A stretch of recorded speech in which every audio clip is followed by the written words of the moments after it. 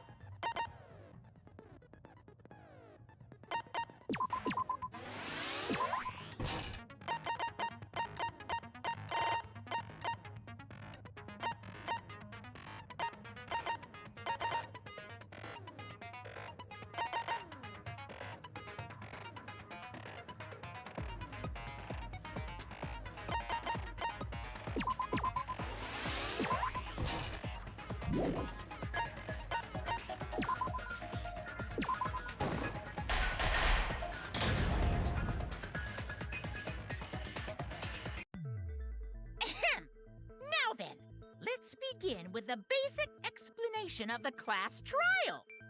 During the trial, you'll present your arguments for who the culprit is, and vote for who done it. Vote correctly, and only the blackened will be punished. But if you pick the wrong person, I'll punish everyone besides the blackened, and that person will graduate from this academy. Also, refusing to vote will result in your death. So now, let's get this crazy awesome to the max trial underway! I think we all know who the most suspicious one is. It's... Let's combine our power and work together, everyone! The person who's most suspicious is... Now lend me your energy, everyone, so we can catch the culprit! Because the murder happened during the magic show, the culprit can only be...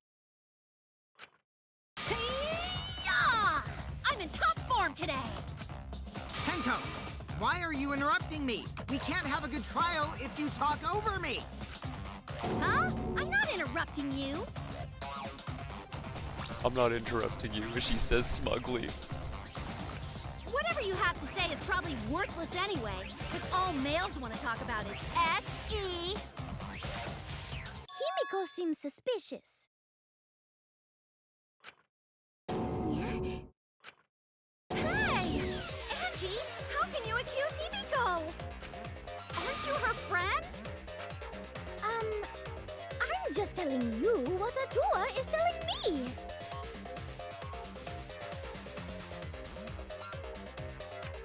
He is using his divine knowledge to show us the way to survive. And when Himiko was praying to Atua, and now Angie's using Atua against Himiko, I can't see this ending well. You should thank him, lest he pour his holy wrath upon you all. Screw Atua! That guy's got nothing on me. I'll protect Himiko! But it does point to Himiko being the most suspicious. Ryoma died during Himiko's magic show. His body appearing in the water tank leads one to think the escape trick played a part. It's only natural we suspect Himiko. She was the one performing the trick. No, that's wrong. The underwater escape wasn't a trick. She's gonna say it was magic. It was magic. It's not the part you need to deny. You gotta tell us you're not the culprit! Magic, huh? That's so cool. What a mysterious miracle. Now, did you kill Ryoma, Himiko? Atua will hear your confession. God, when the music cuts out, it gets so intense. Stop it! There's no way any of that is true! It's true, though. Himiko used the underwater escape trick to kill Ryoma. But I still don't have a clue how Himiko did the trick. There's no trick. That really was magic. You know, maybe it really was magic. Oh, stop it. If you don't reveal your trick now, then we'll vote you as the culprit. Stop picking on Himiko! A cute, tiny flower like her couldn't kill anyone. I get that you want to defend her, but that might be a bit much.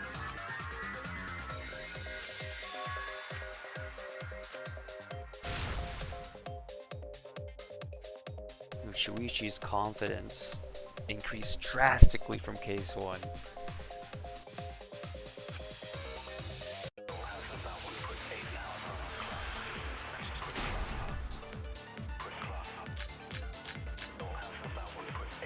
Atua has blessed me with an epiphany. The culprit used the underwater escape trick to pull off a sneaky switcheroo with Ryoma. After that, the time ran out. The tank above Ryoma opened and piranhas came pouring out.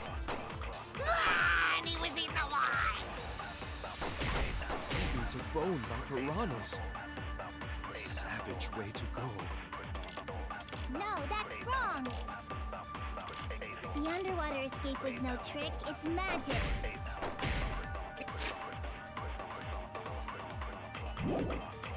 You heard you the first time, Titless. No one cares.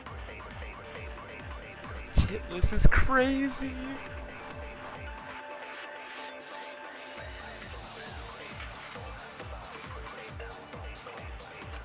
Atua has blessed me with an epiphany.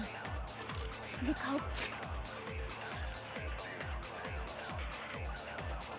So they said the cause of death was drowning, not necessarily by the piranhas. Okay, I think I have an idea on which statement to shoot now.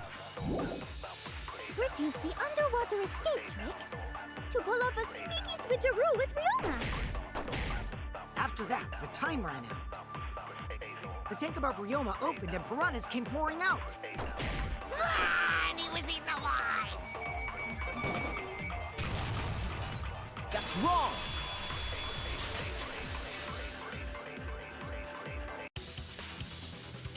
No, Ryoma's death was not caused by the piranhas. The Monokuma file indicates the cause of death is drowning. So it wasn't the piranhas then. He was drowned. Ooh, I see. I haven't checked the Monokuma file yet, so that's news to me. You lying little brat! Telling lies is what turns you into a degenerate male.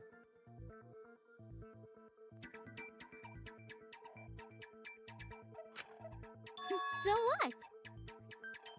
Ryoma drowned, Himiko changed places with him, and then the piranhas ate him, right? No, Himiko only had 60 seconds to escape from the tank. Even if they changed places at the start of the show, that's insufficient time to drown someone. If that is the case, then when did he drown?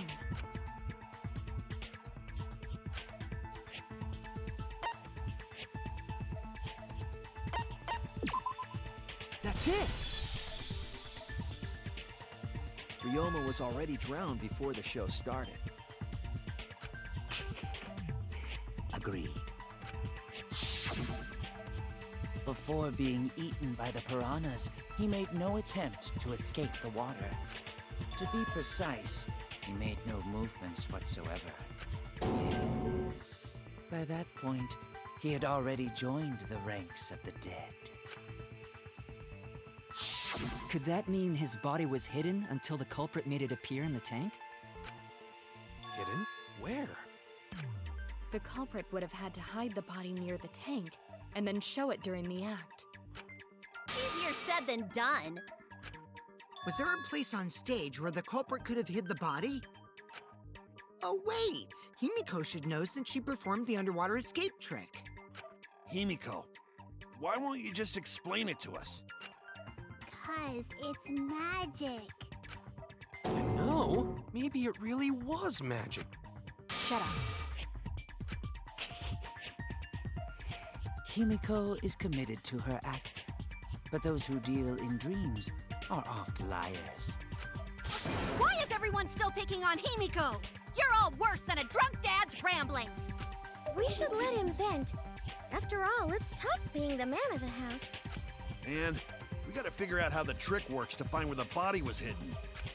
But Himiko does not wish to tell us how she performed her act. Then let's work together to reveal the secret behind Himiko's trick!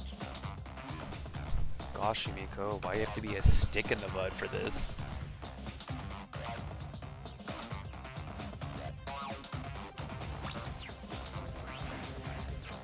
So, not real magic? No, it was real magic. Magic. Magic. Magic! Oh shit, for real? Is it really magic? Oh no! It's Himiko's curse! Her curses are really powerful! Nah, Tenko's just tripping. Aren't incantations usually more, complicated than that?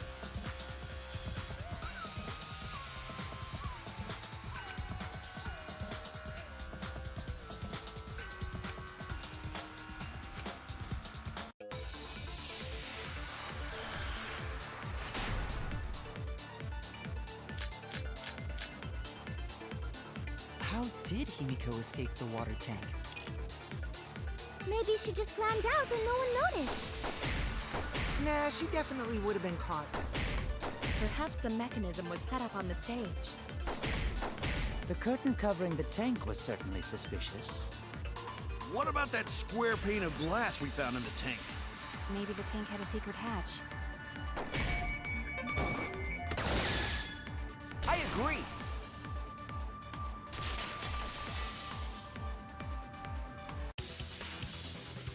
Maki is correct. There was an escape hatch on that tank. I see. So it did have one. That's right. I discovered a similar tank in Himiko's lab. There was a panel on the side that could open. That was her escape. Mind over strength!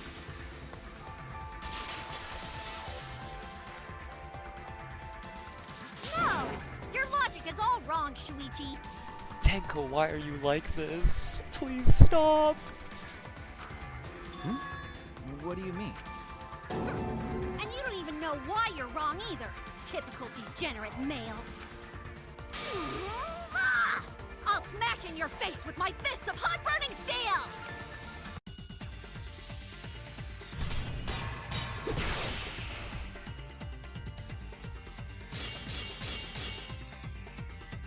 The side of the tank being open doesn't have anything to do with Himiko's escape.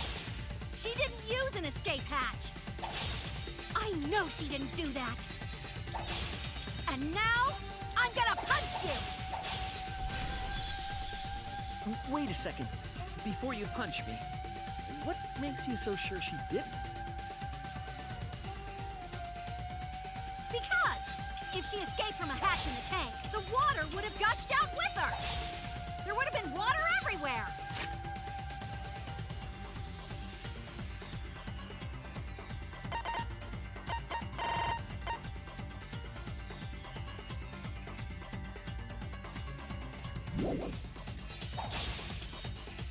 That wouldn't be magical at all. The whole trick would be ruined. With that out of the way, I'm gonna punch you!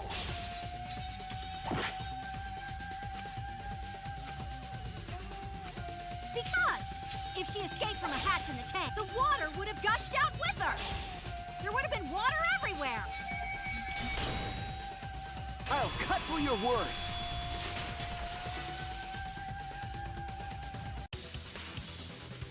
There was a reason the room wasn't flooded with water. The staircase that was attached to the water tank.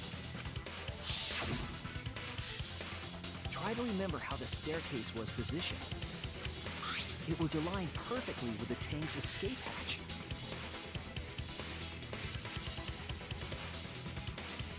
Meaning, the water tank was connected to the inside of the staircase. Inside staircase? His body was in stairs? Knowing that, it's clear how Himiko made her escape from underwater. There was a curtain covering the tank during the performance,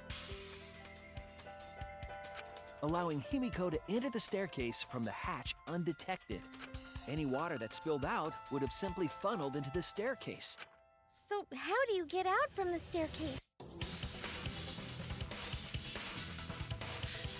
The staircase also has an escape hatch, one facing away from us. It's placed so that the water would not drain from the staircase. In which case, a person could exit and leave water inside the staircase. However, that person would be soaked, meaning that some trace should be left. That would explain why there was a puddle around the stairs. So when Himiko came out from the stairs, her wet clothes dripped water all over. Ha ha, bitch! Caught you soaking wet and red-handed!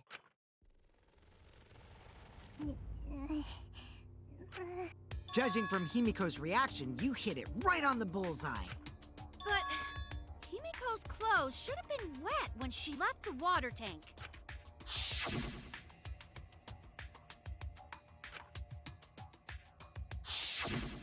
Her clothes were definitely not wet.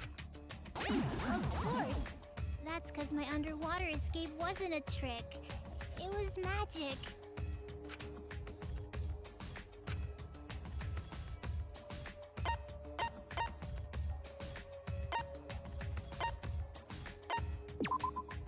That's it!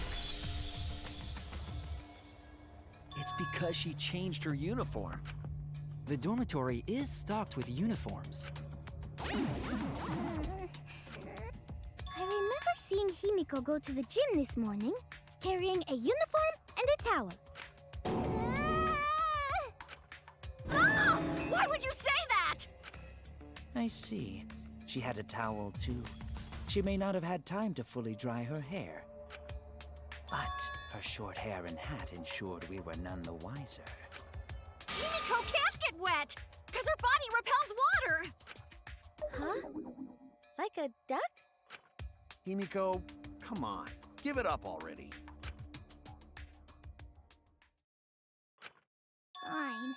You win. It's just like you said. The water tank and staircase both have mechanisms.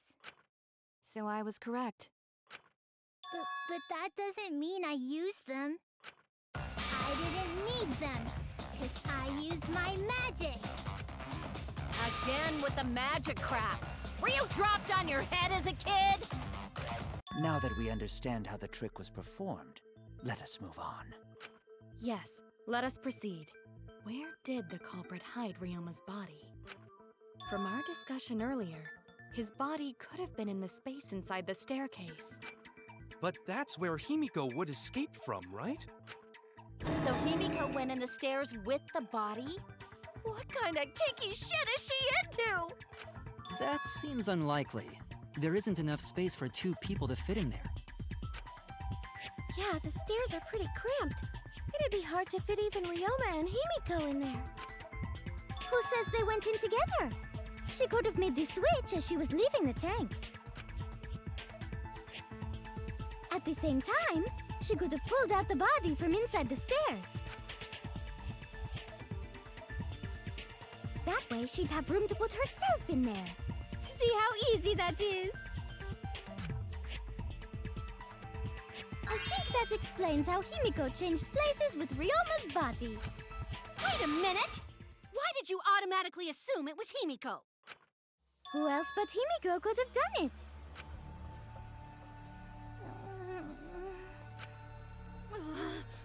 Angie, You spent more time with Himiko than any of us, so why are you accusing her? You may think you're protecting Himiko, but what if she really is the culprit? We'll all die, and it will be all your fault.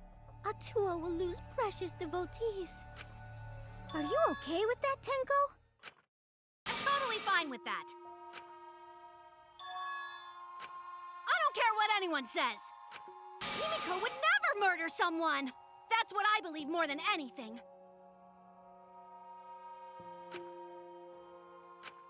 I want to believe in her, no matter what. If I can't do that, then I'd rather just die. So until this body takes its final breath, I'm gonna keep believing in Himiko.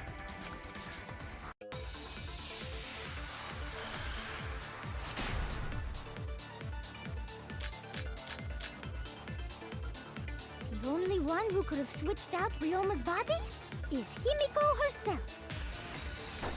When Himiko was escaping the tank, she dragged out the body hidden in the stairs.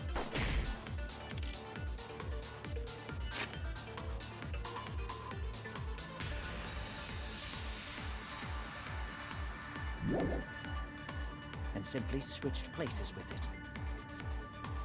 Are you telling me you saw that happen? No one could have seen that. It would have occurred in the middle of the show, when the tank was covered with a curtain. So basically, no one saw anything. That's wrong!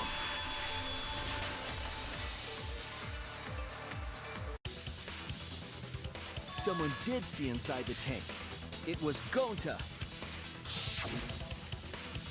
Gonta had climbed onto the stage and was looking into the tank from above.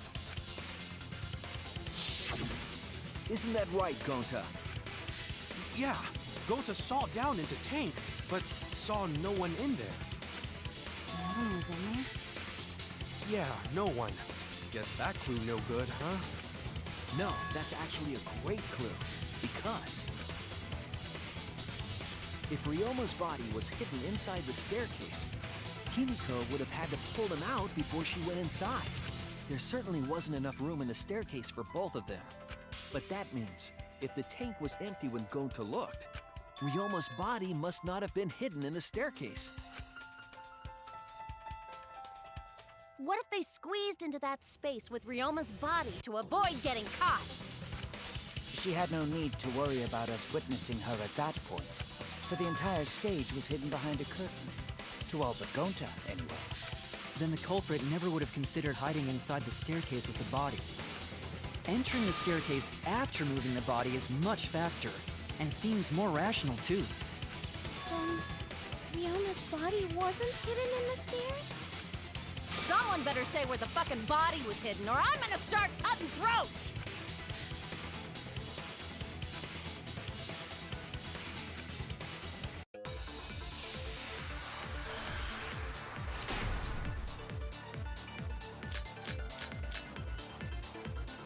Where were you hiding Ryoma's body? It wasn't really in the stairs, was it?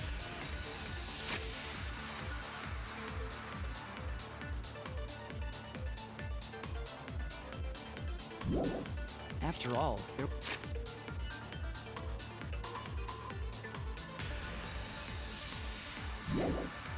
was only enough space for Himiko. Well, how about behind the curtain? If there was a way to enter the tank from there, then it would be plausible.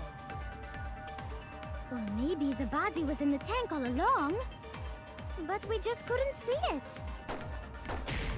Impossible. You need top-notch visual effects to pull that off. And what of the tank containing the piranhas? Away!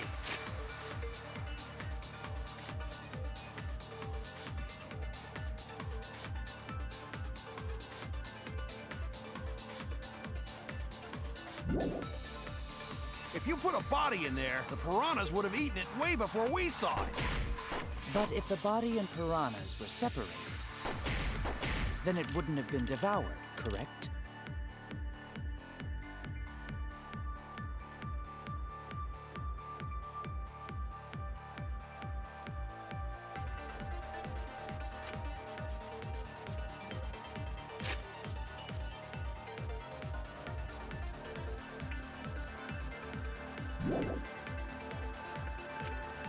were you hiding Ryoma's body?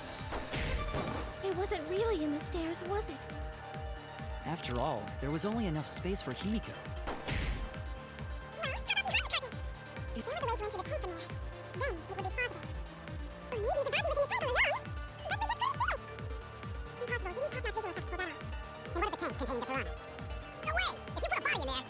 Would have eaten it way before we saw it. But if the body and piranhas were separated... I agree.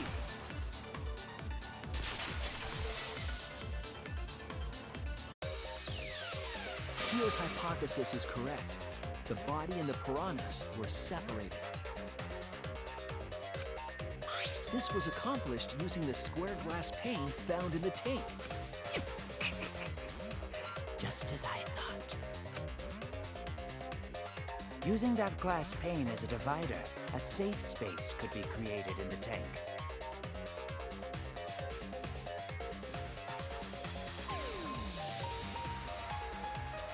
It is in such a space that the body could be stored, separated from the piranhas.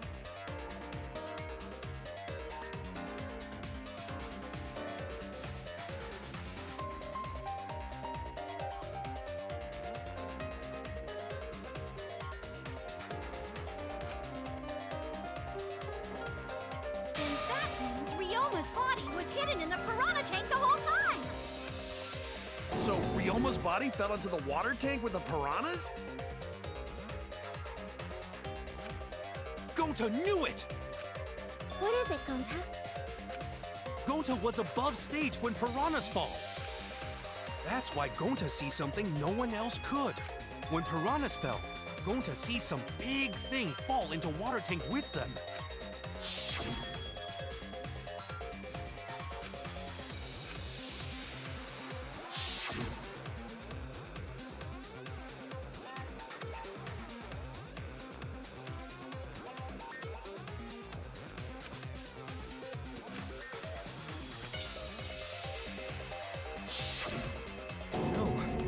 Now that Gonta think about it, When the piranhas dropped from the tank, I thought I saw something bigger drop as well. The water tank on the bottom is made completely out of glass, correct? You can see what is happening through the glass. Can you really hide a body in the tank? Even in murky water, a dead body would still be visible in a glass tank. Unless a certain something was used to obscure the body. A certain something? We all agree that the glass pane was used to separate the body from the piranhas, correct? Well, that method has the added benefit of hiding the body from view. Huh? How could you hide a body like that?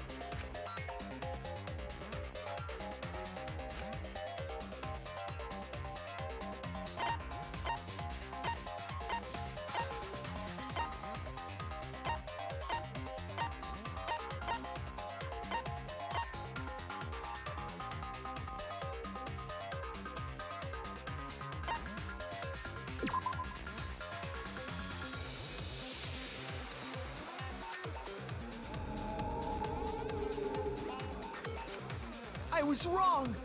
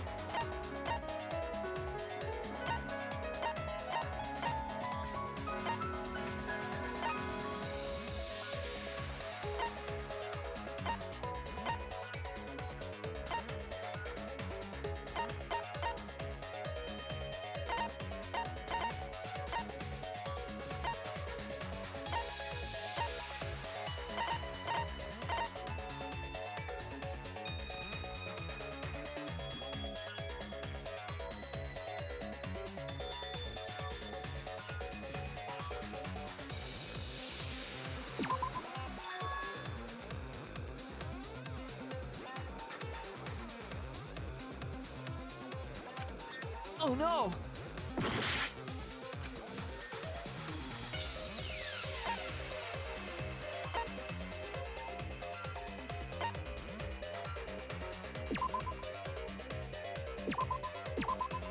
This is it!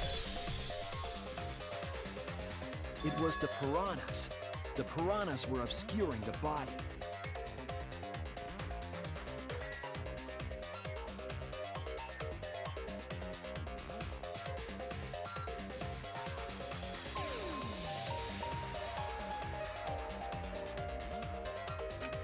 Huh? The piranhas? That's right. Remember what Angie said during the investigation?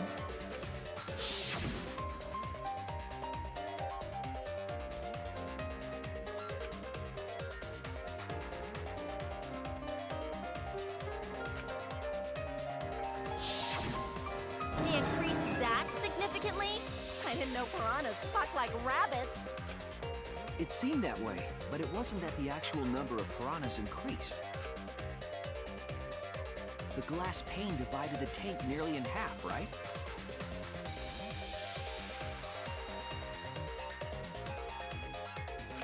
The piranhas got crowded together, making it look like there were more of them.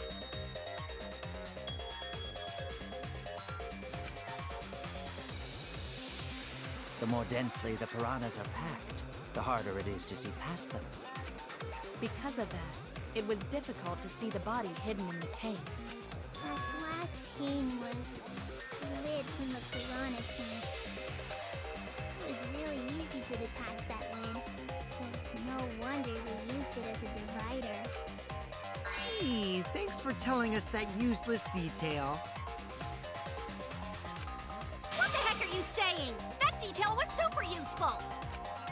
Sure, the lid looks a little big, but if you set it diagonally, it would fit perfectly. Nice job, Himiko! Your explanation was awesome! This much evidence, it seems like the body was definitely in the piranha tank. Congrats, Himiko! Now there should be no reason for anyone to suspect you. Yeah, because if you didn't switch places with the body, then you couldn't have killed him.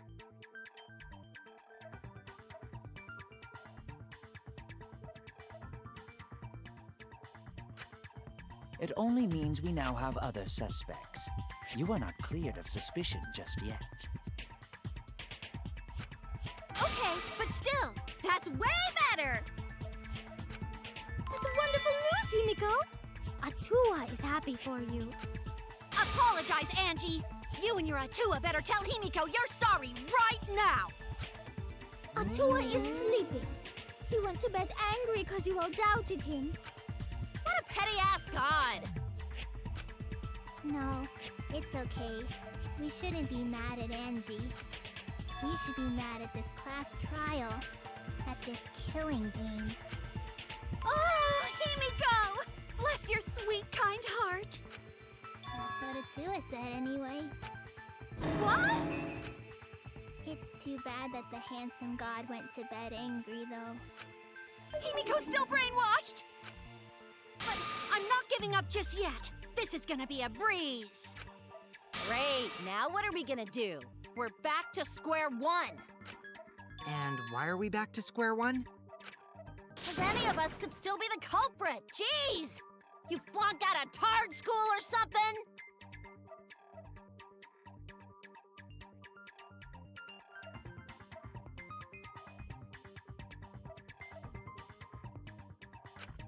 Nuh-uh, not everyone. We can narrow it down to whoever doesn't have an alibi yet. Eh? What alibi? I guess I should have known a dumb whore pig like you wouldn't understand. So let me explain.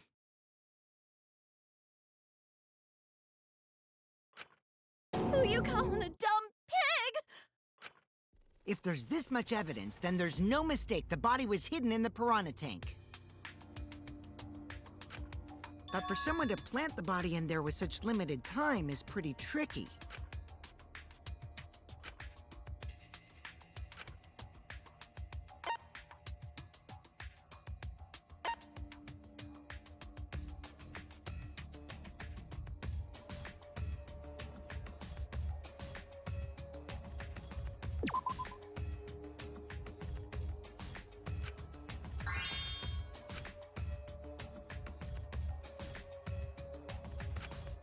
I was wrong!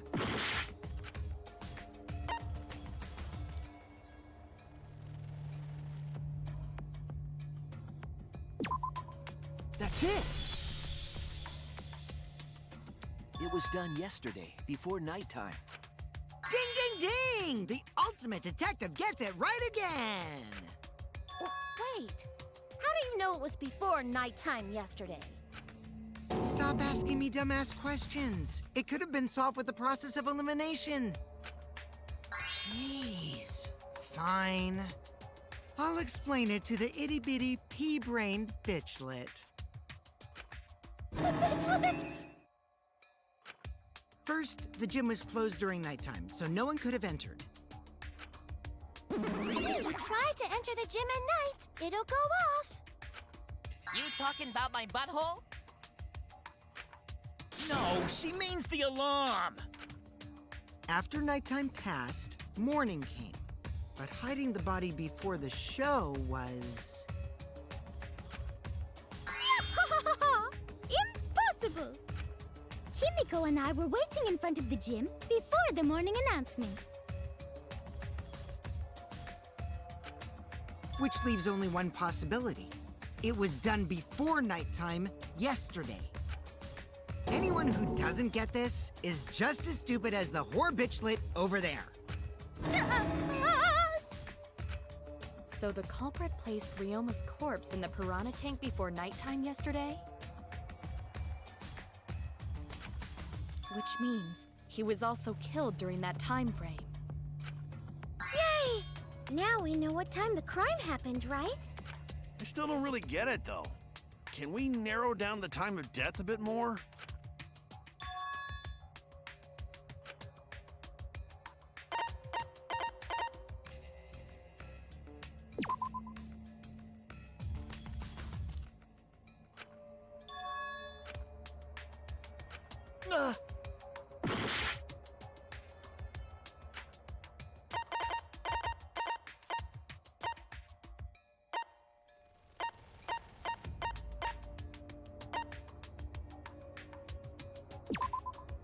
This is it!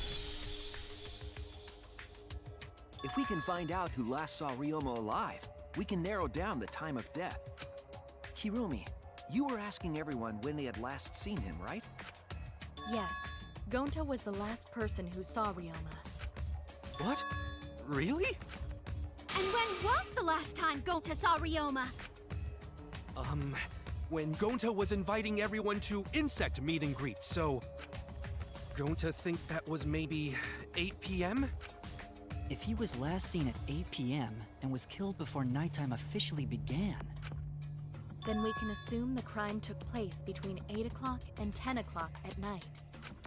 So all we must do is find someone with no alibi for that time period, yes? Simple enough. After all, most of us were detained by Gonta then. If I recall correctly, the only people that weren't there besides Ryoma... That would be the four of us. Myself, Kaito, Mew, and also Maki. Well, Kirumi, you would tell the truth, even if it screwed you over. I do this for everyone. It is my duty to unveil the truth, so I do not care if people suspect me. Ah, beautiful! Your spirit of self-sacrifice is just too beautiful! I will also say this. The crime took place between 8 and 10 o'clock at night, and I was at the gym during that time.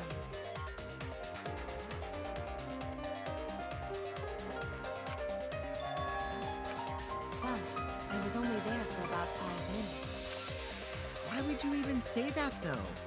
You're tying a noose around your neck, you know. I don't care if it was 5 seconds.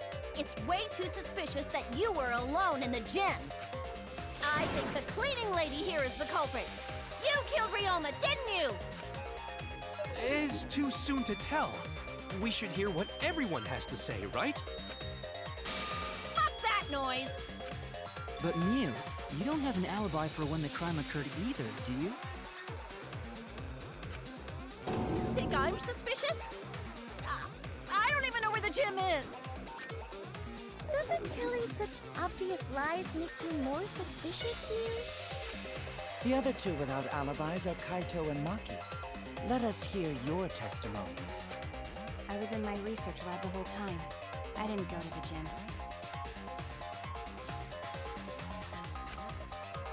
But that cannot be proven, can it? What about Kaito? Only murderers grow out creepy facial hair like mustaches and goatees. What? My goatee's not creepy. It gives me a glamorous celebrity vibe. Anyway, among those four, the culprit must be the one who doesn't have an alibi. I apologize, but given the circumstances, we have no choice but to suspect you. Suspect who? Who's the culprit? Wait up! Why are you guys suspicious of me? I've been helping the whole time!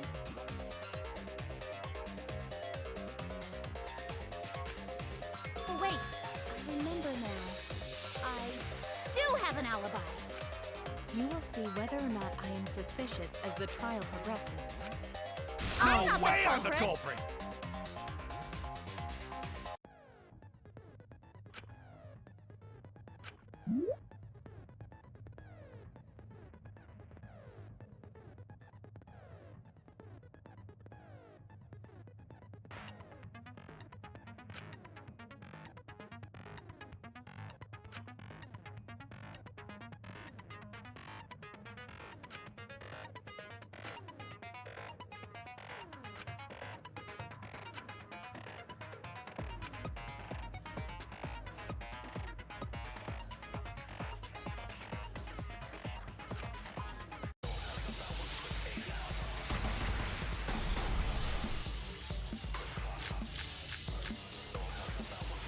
I have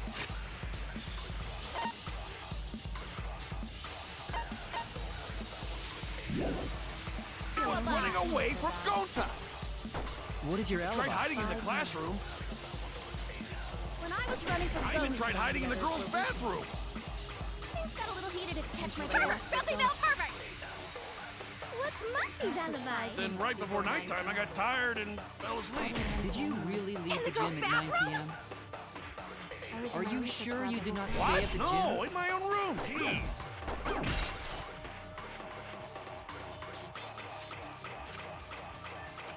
I was alibi. running away from Gonta.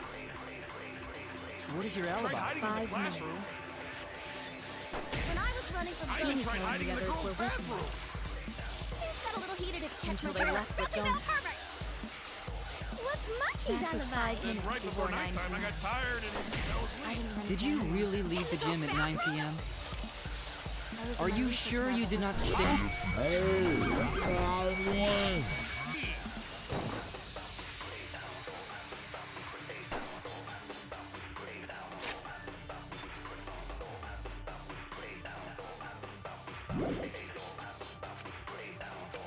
I have an I was alibi. running away.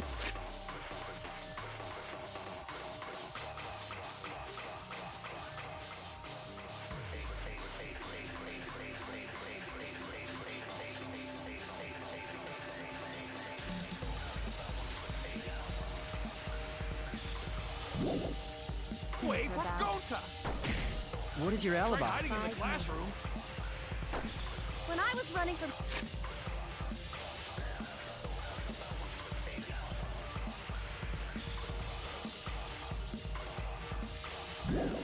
Himiko I even never tried hiding in the spoke girls' bathroom. Things got a little heated if you catch my Until they drift. left with Filthy male Gonta. pervert! What's Monkey's alibi? Then right before nighttime, I got tired and fell I asleep. didn't run Did into you anyone. really leave the gym at 9 p.m.? I was Are in my you research sure lab you the did? whole time. What? No, in my own room. Jeez.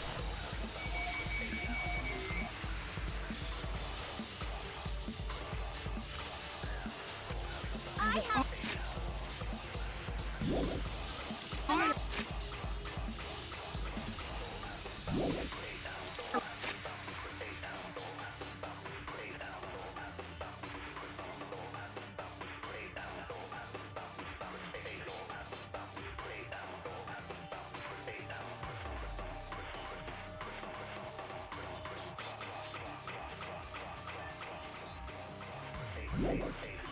was running away from Gonta! What is your Tried alibi? hiding in the classroom. When I was running from I even tried Himiko and hiding the in the others girls' were with bathroom. things got a little heated if you Until catch they my left with Broken down Gonta. pervert! What's Monkey's That is alibi? 5 Then minutes right before 9 nighttime, I got tired and fell I asleep. didn't really Did you know. really leave the gym at 9 p.m.?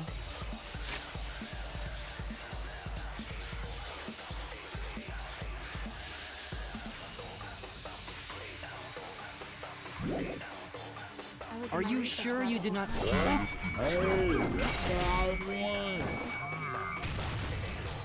I heard it!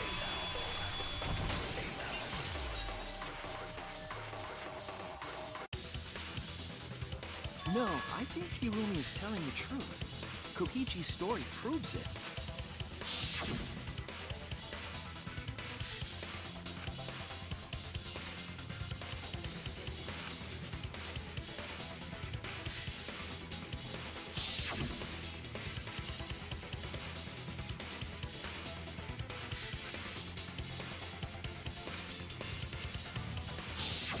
Kokichi met Hirumi at 9 p.m., and they were together until nighttime.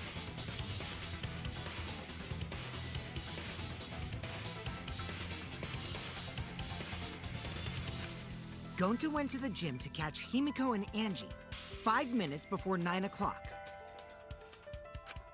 After I left Gonta's lab, I ran into Kirumi. I'm pretty sure Kirumi stayed at the gym 5 minutes till 9 o'clock. This information could have been told to us beforehand. Sorry, forgot. I definitely didn't keep it a secret to make the trial more interesting. Forgot? It seems far more plausible that you were telling another lie.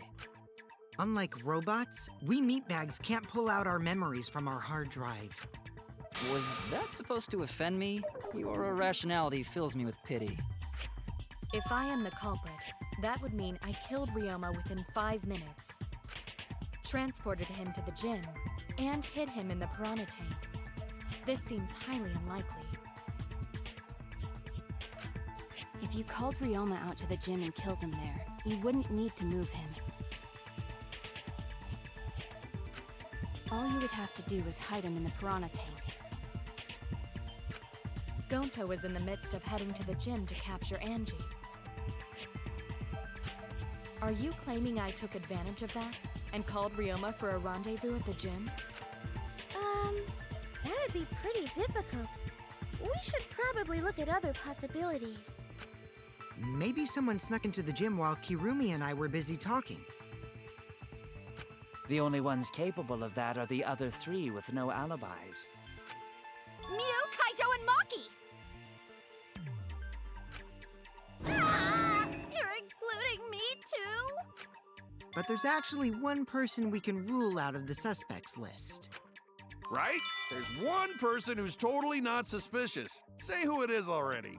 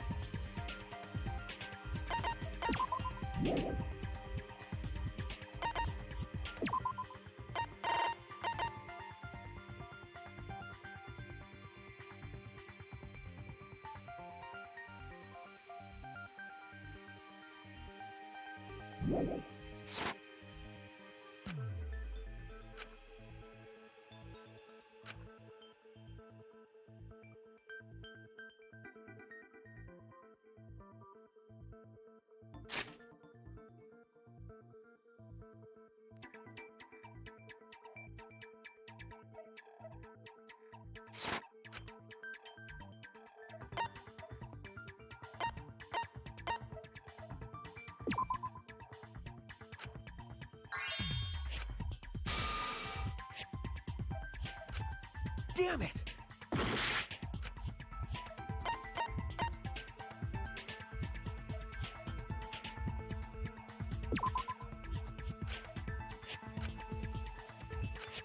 Oh no! That's it! Kokichi, you're talking about Mew, right? What? Mew? Yeah, you can take her off the list. She actually has an alibi. Booyah! Suck it, nerds! Wait a sec. Since when does she have an alibi? If you compare everyone's statements, there's no other possibility.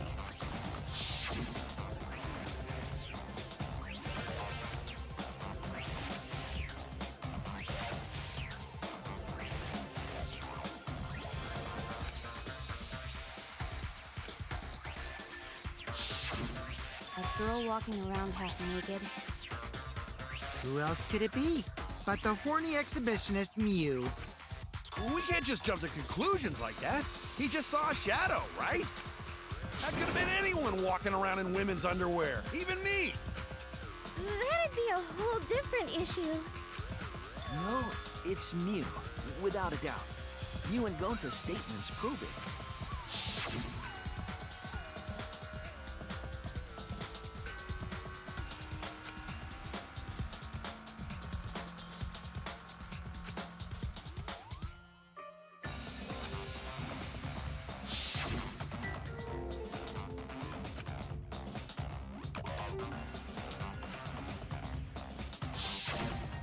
I see. It sounds like Gonta got an eyeful, What? Why the heck were you in your underwear, Mew? Well, 'cause, I'm pretty stacked, so... I figured I'd take my clothes off so Gonta would be too flustered to touch me. That's my story, and I'm sticking to it, you cockroaches! Anyway, I think the blood rushed to both of Gonta's heads because he got super embarrassed. Mew was in her underwear, and Gonta got a weird feeling. So Gonta ran away. Well, when you got the body of a goddess, it's only natural to want to flaunt it. I show my panties to the boys all the time. And I mean all the time. So you're welcome, Gonta. Think of me during your next tug session. Most of that was unintelligible nonsense, but it would seem that Mew has an actual alibi. Yep, it took a while, but at least we got everyone's alibis cleared up. We should remember all of this in case we need to recall these events again.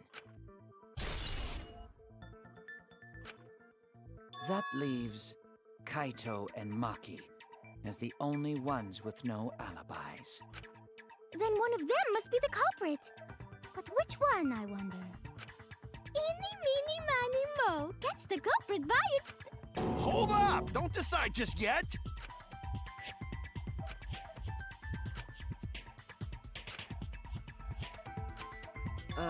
Maybe we should determine the sequence of events. The culprit No, we should do something more fun. And I have the perfect idea.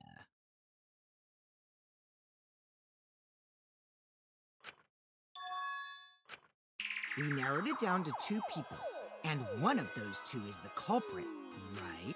Since we don't have to randomly accuse each other, finding the truth just got much easier. So let's find the truth with a more effective method. And what is this effective method? If one of them is the culprit, then the innocent one should know who the guilty one is. Yeah? Because if you know you're not the culprit, then you can just accuse the other person. Yes, that is true.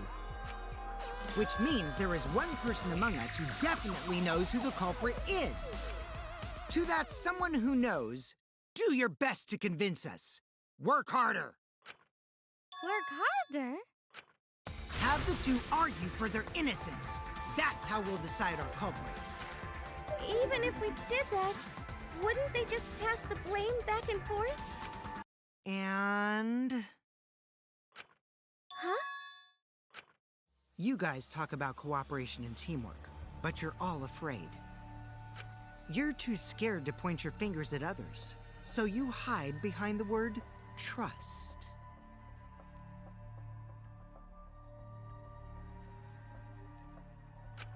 How do you expect to find the culprit when you're all worried about each other's feelings?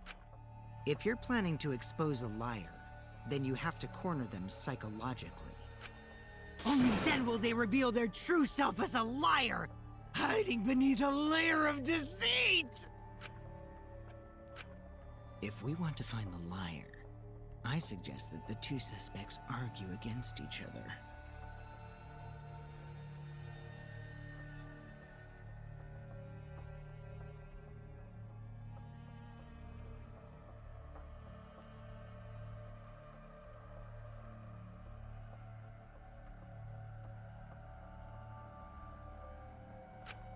No more pointless deductions. All we need is for them to fight for their lives. So let's host an argument that's totally not boring but super fun! We'll catch the culprit in their lies when we find a contradiction. We'll scare the culprit until they screw up! That's how a true class trial works.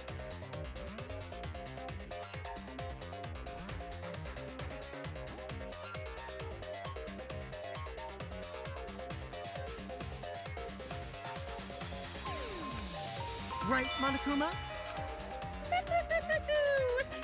A development like that would liven things up a bit. Yep, I totes agree. You're agreeing with Monokuma? Just whose side are you on? I'm on your side. I don't want to die either, you know. That's why we need to take this seriously. Hot debate to smoke out the liar. And how do you expect us to start this? If you guys need some help getting started, I can give out the first topic.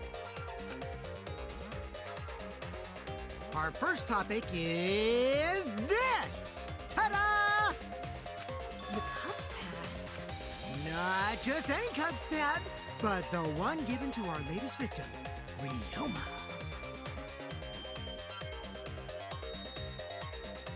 When we started investigating, I went straight to his room to borrow it. So, it wasn't the culprit who took the video from his room. It was you. And the reason why I brought it out just for this occasion is... because one of these two had Ryoma's motive video. Dun dun dun!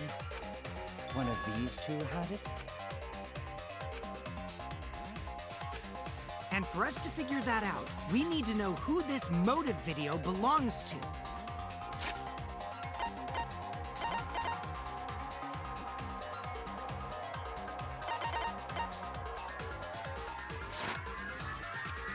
Take a guess, everyone. Whose motive video did Ryoma have?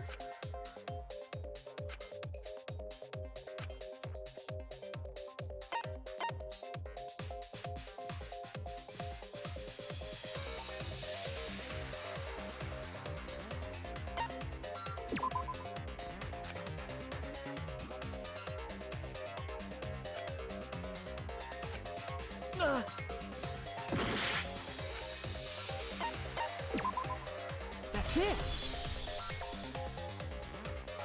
It was Maki's motive video, right? Wow, how did you ever guess?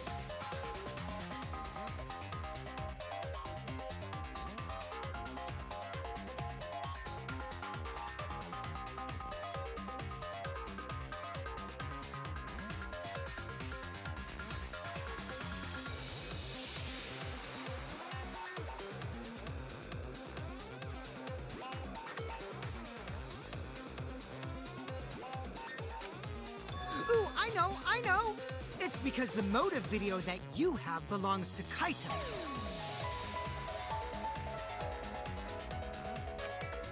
Process of elimination wins again. The obvious answer was Maki, right? Is that true, Shuichi? Yes, you're right. And what about that? Just because Ryoma had my motive video, that doesn't make me the culprit. Finally, you said something! This is how a debate should be. I only brought up the motive video to make you talk. Excuse me? Okay, now that we got the party rolling, let's get you and Kaito ready to argue. Remember, if you're not the culprit, then that means the other one is. Got that? Let's start this extreme death debate. Tear up the other's lies, rip each other apart. Wait just a minute. What are you trying Quit to... screwing around! We don't need to debate who's a culprit! I'm not the culprit! That's for sure. Which means... Kaito, wait. Maybe Kokichi is wrong. Maybe he... Maki isn't a culprit either! Huh? What? Huh? Really? You're saying neither of you are the culprit? Then what would be the point of this whole debate? Who cares about that? All I know is that neither me or Maki are the culprit. It's just a hunch I've got. Hunch? Are you being serious? You do know all our lives are on the line here, right? And you're betting our lives on just a hunch? You don't get it. This isn't just any hunch. This is an official hunch from the Kaito Momota, Luminary of the Stars. What? How illogical. This is even more difficult to comprehend than Kokichi's antics. You're totally not serious. You can't be that stupid, right? No, he might actually be that stupid. Damn idiot! A two-a-damned idiot! Hey, don't call me an idiot! Anyway, me and Maki aren't the culprit. There's no doubt about it. I believe in Maki. You what? You believe in her? Huh? I don't gotta base it on anything. No matter where the clues point. In the end, the only thing that matters is what I believe, right? Whether I believe or not. Whether I want to believe or not. That's the only thing that matters. So, you do not have any evidence. Only baseless conjecture. But I totally get where he's coming from, because I want to believe in Himiko too. Wanting to believe in someone is a beautiful act, yes.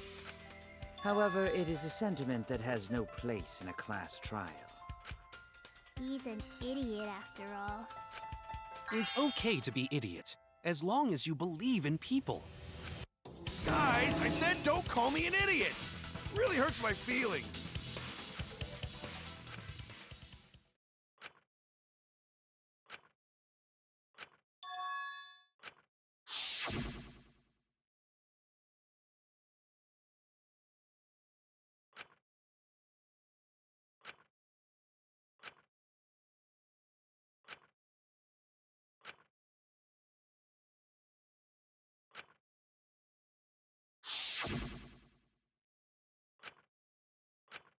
I'll believe in Maki as well.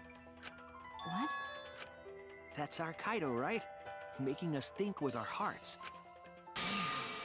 You too? How could the ultimate detective believe in someone without proof? But there's no proof linking Maki or Kaito to this crime either. I believe in innocent until proven guilty. For now, they are innocent. Right on, Shuichi. I knew I picked a good sidekick. And by the way, I might be the ultimate detective, but I'm in training. I told you that, didn't I? I'm just an apprentice, not a real detective.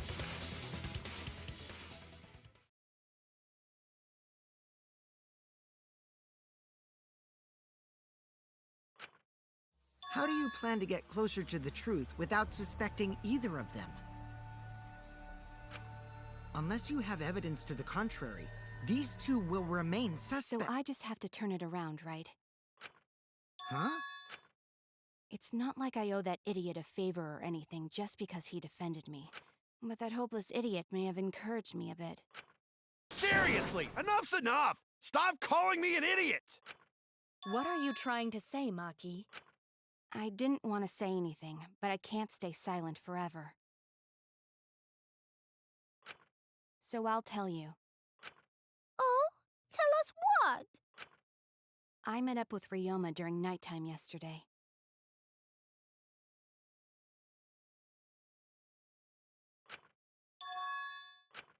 With Ryoma? At nighttime? So Ryoma was still alive at nighttime? I thought the crime took place between 8 and 10 o'clock at night. That's wrong, because I met up with Ryoma during nighttime.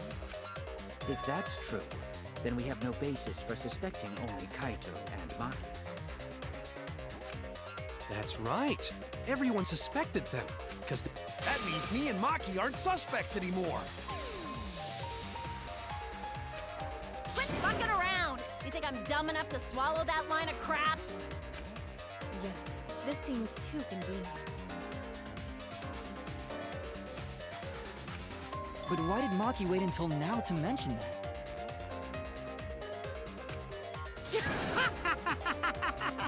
It's totally obvious! Maki's so desperate that she has to lie.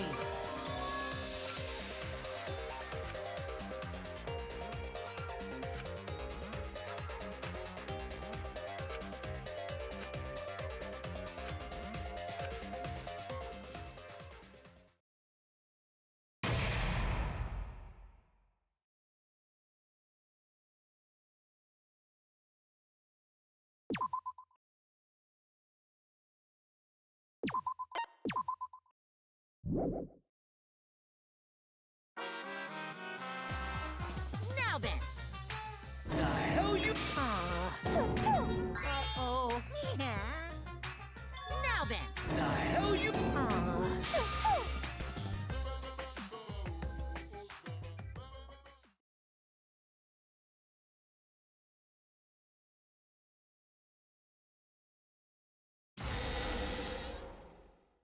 Another shocking truth revealed. Back to square one. Square one? If square one, they... After that terrible... Wow! What? It means he doesn't want to get in...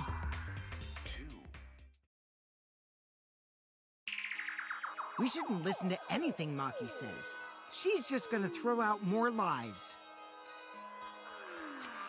But if we don't ask her for more details, how will we know for sure? I told you already, we don't need to. I hate liars. Liar, liar, pants on fire. More one to talk. Maki, just ignore that lying little degenerate. We'll listen to what you have to say. It must have been a little after midnight last night. He visited me at my research lab. He wanted me to show him the motive video that I received. motive video?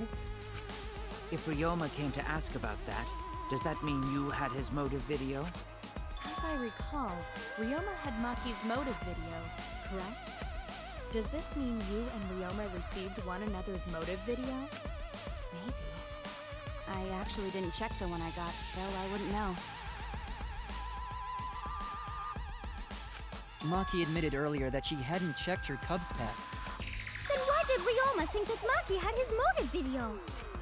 If he went around asking at random, he might have asked some people besides Maki. He never asked me. He probably never asked you guys either, right? Then, who was it that told Ryoma about his Cubs pad?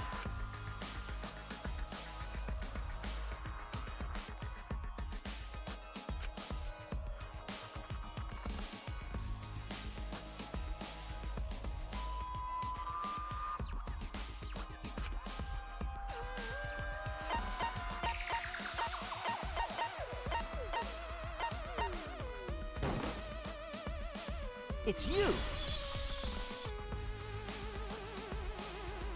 That would be Kokichi.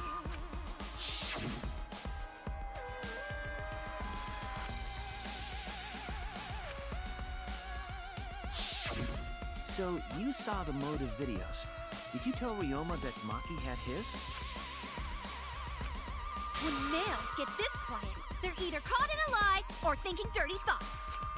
What happened then, Maki? After Ryoma asked you for his motive video? I told Ryoma just to take it from my room. I keep my room unlocked. Wow, Maki, that's super careless. Aren't you scared someone might kill you in your sleep? And then what happened? I don't know what happened after that. I'm not even sure if he saw his motive video.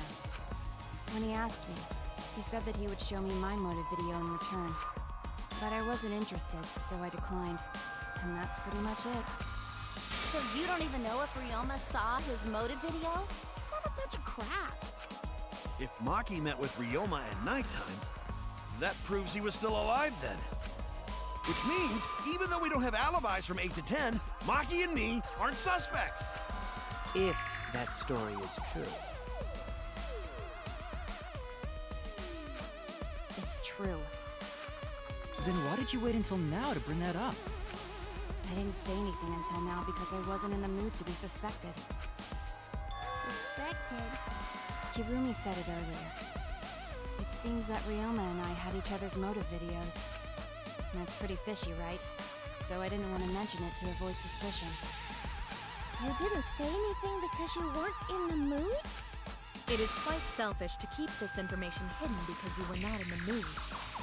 Well, whatever. Either way, let's just believe Maki. Yes, yes! Those who believe shall be saved! No, we need to wait. There is still more to confirm.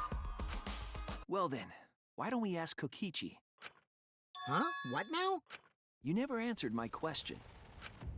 Were you the one who told Ryoma that Maki had his motive video? Is that really important? Yes, it is important. Because if Kokichi told Ryoma, it becomes more likely that Ryoma visited Maki during nighttime.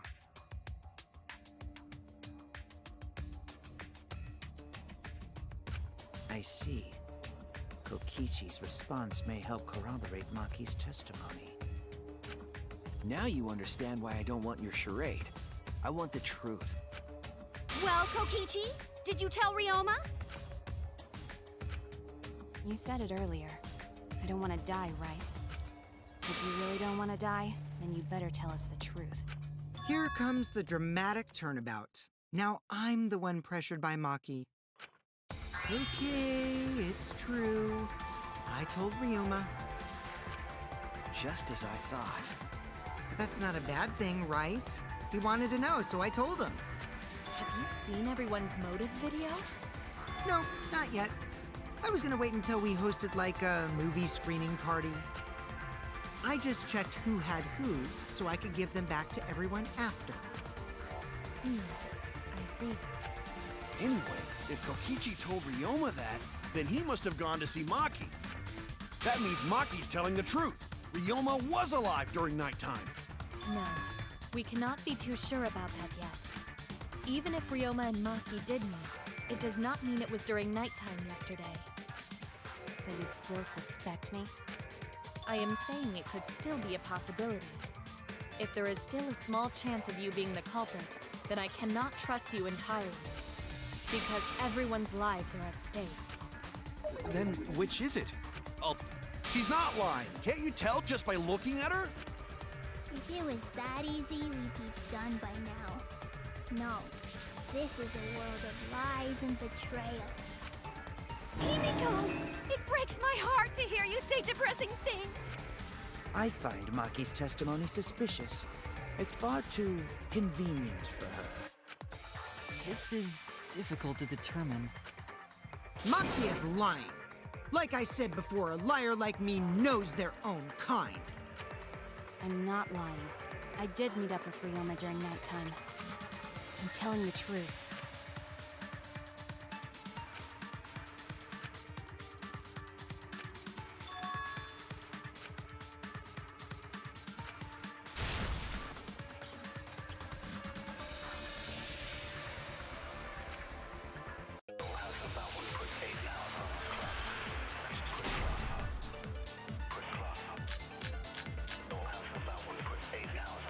I met with Ryoma the previous night. What a load of crap!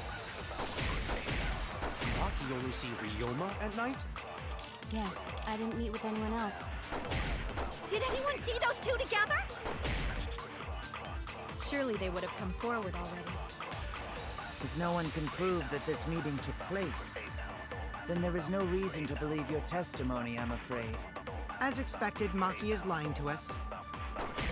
If you can't prove your claim, then it's the same as an outright lie!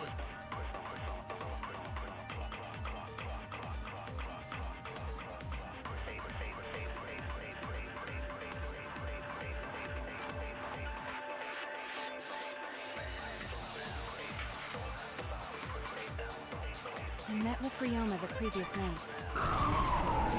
What a load of crap! Maki only see Ryoma at night? Yes, I didn't meet with anyone else. Did anyone see those two together? Surely they would have come forward already. If no one can prove that this meeting took place, then no reason to believe your testimony, I'm afraid. As expected, Maki is lying to us. If you can't prove your claim,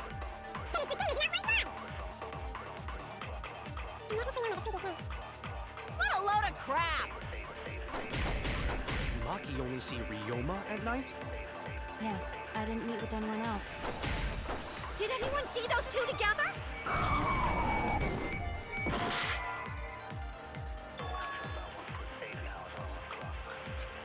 Oh no!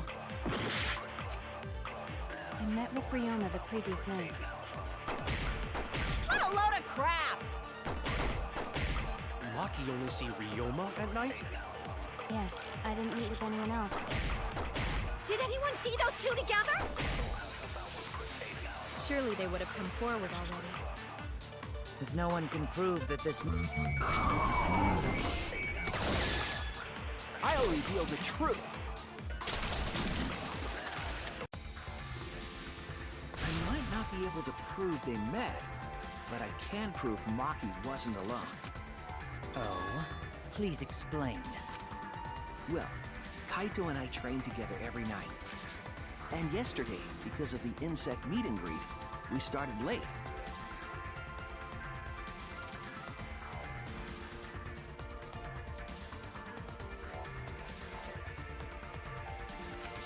Huh?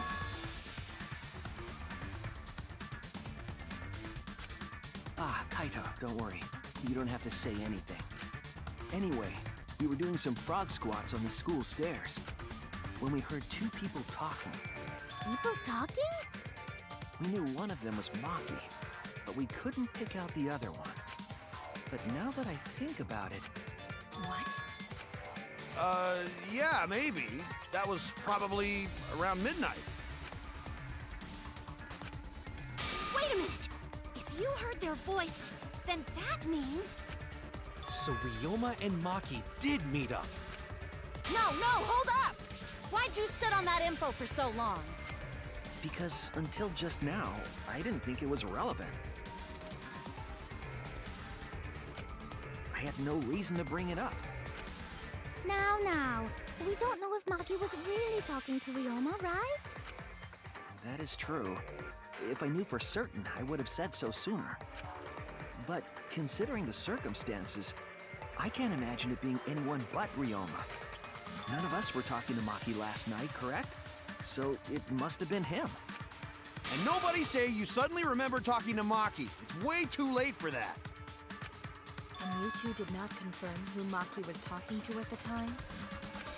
If I overheard a conversation in the middle of the night, I surely would have checked. We are still part of a killing game after all. Whoa, chill out. Why the scary face? That was my bad, but it's not really manly to eavesdrop, you know? I wouldn't do something so uncool. Anyway, I know that we heard those voices. Maki is not lying. Then Gonta will believe friends. You're gonna believe him? Just like that? But Shuichi has no reason to lie. Yes. If his lie leads us to the wrong culprit, he will join us in eternal sleep. Unless he wishes for death, we should be able to believe him. That's right. You can believe me. Yeah, you're right. I'll believe him too.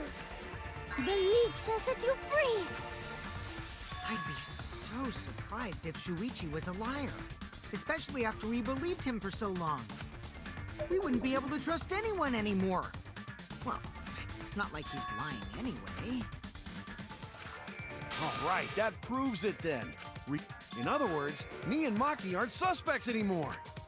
But I guess that means everyone's alibis no longer matter, yes?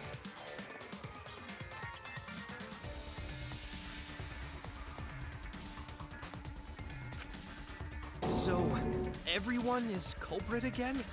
So, we're right back where we started. However, it should be clear now that the crime occurred after nighttime began. But then when was Ryoma's body placed inside the piranha tank? Well, the gym is locked at nighttime, so it must have been the next morning, but...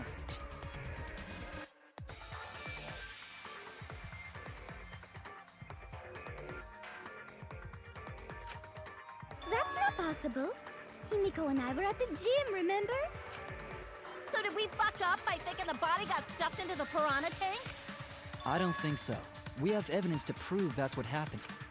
And when did the culprit throw the body into the piranha tank?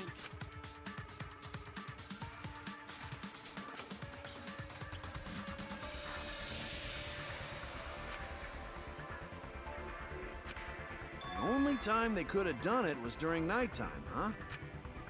Did you forget the gym's not open at nighttime, Dick Cheese? Dick cheese? But that's the only possibility, because by morning we were already at the gym. It may be possible they slipped by without you noticing. No one can slip by me. What a terrible title for a guard. Are you positive that you did not see it? You cannot enter the gym at nighttime. Himiko would have seen it. She might strike out, but she always keeps her eye on the ball. I don't even play baseball. But we can't disobey school rules, right? The body was probably moved in the morning. Calm down, everyone! Gonta sure if we discuss disagreement. I see through your arguments. Disagreement? What? A disagreement? You mean you're split down the middle again? Then the Ultimate Academy is proud to present its very own more phenomenal trial grounds! Yippee! We've been waiting for this! Jeez, we gotta do that whole crazy thing again?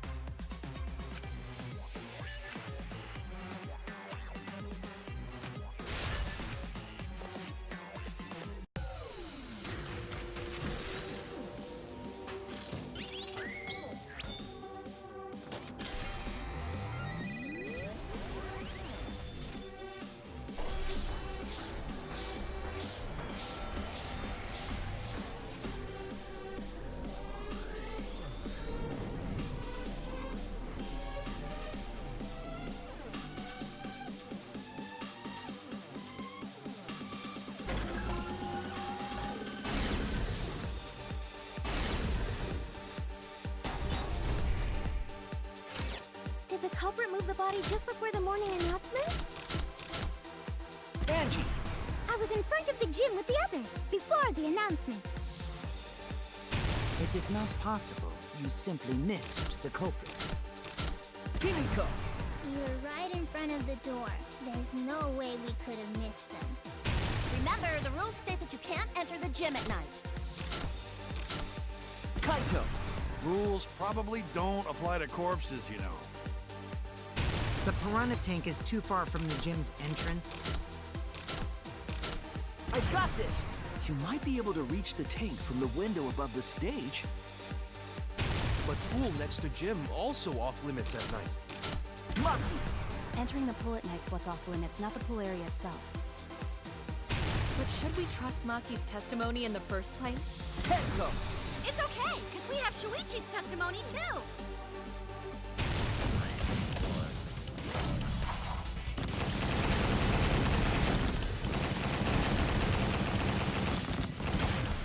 This is our answer.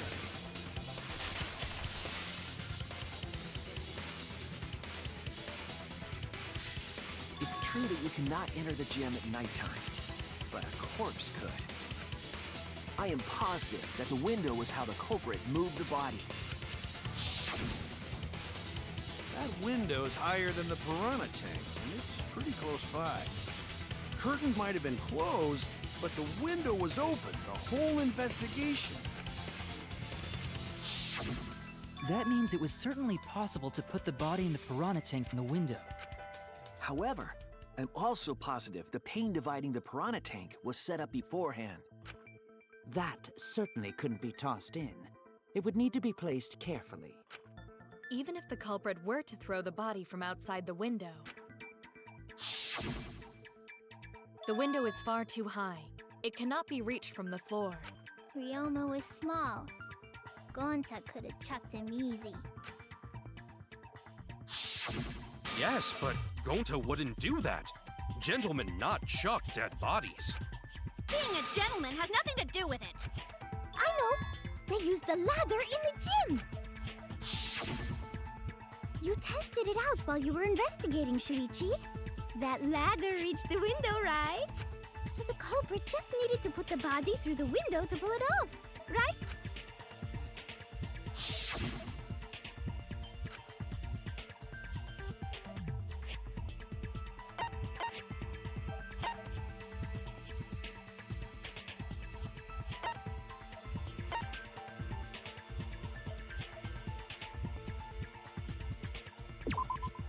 That's it! The only reason the ladder reached the window was because it was on the stage. If you used the ladder on the pool side, it would not quite make it.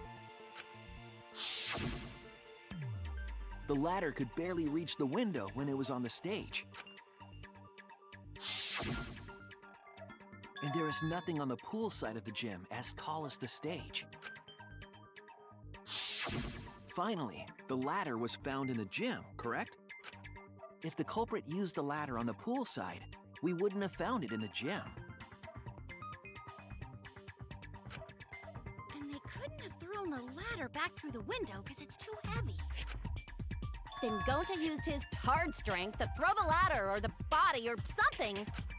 Gentlemen not throw dead bodies or ladders. The body could not have been thrown into the piranha tank to begin with. It would need to be placed carefully to prevent the glass pane from shifting.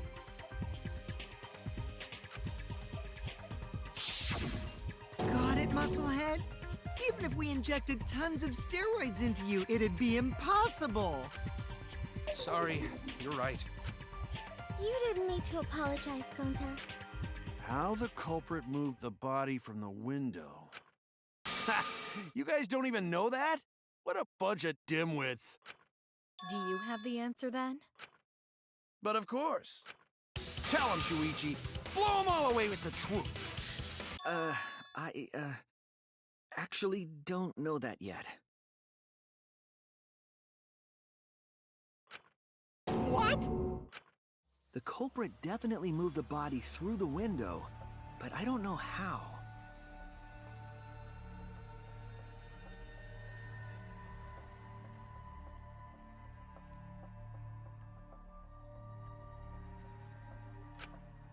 Seriously? Serves you right! You just made a fool out of yourself after acting all high and mighty!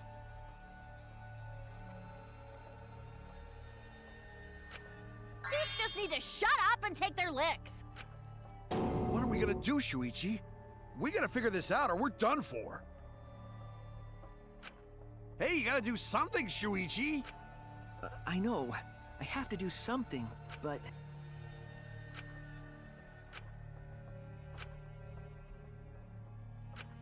I don't think it really matters how the body got into the piranha tank. Gonta thinks it matter. We won't know culprit's trick unless we figure out... We're getting sidetracked. It doesn't matter how it was done, just who did it. We shouldn't focus on where we found the body. Instead, we need to focus on where he was killed. Where he was killed? Wouldn't it be more efficient if we focused on the murder scene instead? Yes, that's it. We were so caught up in where the body was found. when we should have been thinking about where the murder occurred. The murder scene would definitely have more clues about the culprit. Why didn't anyone realize this yet? Perhaps the culprit steered the conversation away from that topic. Then, culprit is someone in this room.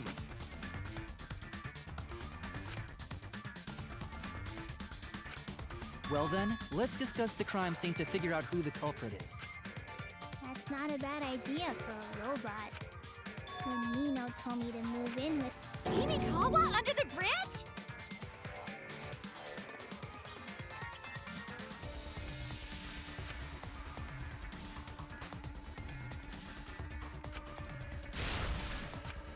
Thank you, Maki. That was a helpful insight. I can't believe you didn't notice that. I guess that's why you're still an apprentice.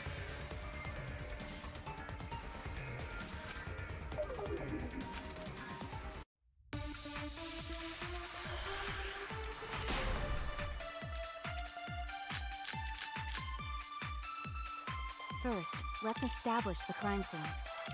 Wasn't it the dorm room? Ryoma was relaxing in his room when he got attacked. But the cause of death was drowning. There is nothing in his room that could collect enough water. He's got a toilet, doesn't he? Drown in toilets? Impossible! We should consider places where water is stored. The only place that fits is the pool. Even if you use magic, there's no other way. Well, it must be the pool then. Nah, that little turd drowned in the toilet. Shut your mouth, you noisy sow. Ah, Sal!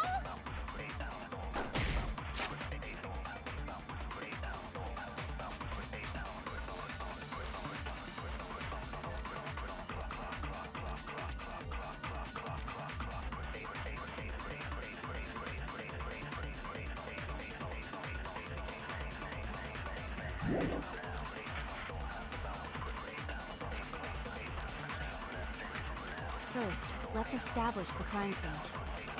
Wasn't it the dorm room? Ryoma was relaxing in his room when he got attacked. The cause of death was drowning. There is nothing in his room that could collect enough water. He's got a toilet, doesn't he? Drown in toilets? Impossible! We should consider places where water is stored. The only place that fits is...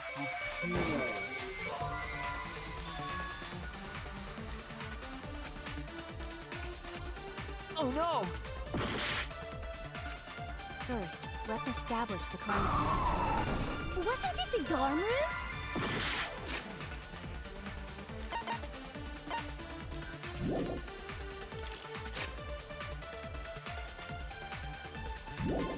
Ryoma was relaxing in his room when he got attacked. But the cause of death was drowning.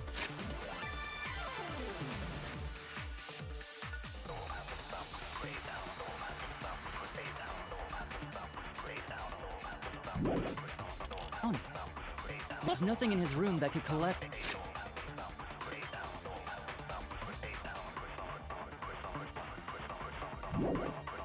enough water. He's got a toilet, doesn't he? Drown in toilets? Impossible! We should consider places where water is stored. The only place that fits is the pool. Even if you use magic, there's no other way. Well, it must be the pool then. Nah, that little turd drowned in the toilet.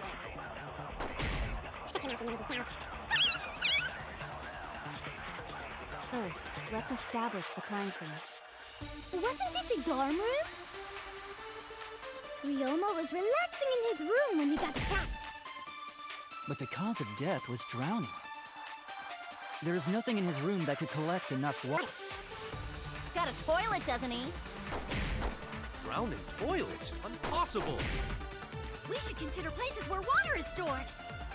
The only place that fits is the pool.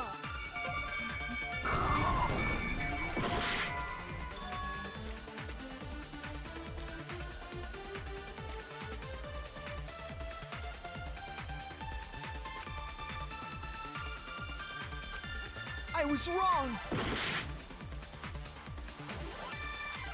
First, let's establish the crime scene.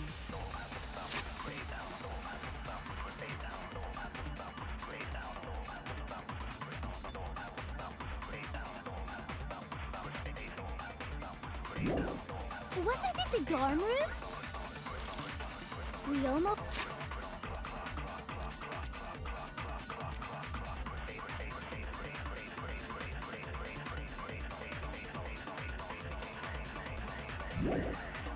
was relaxing in his room when he got attacked.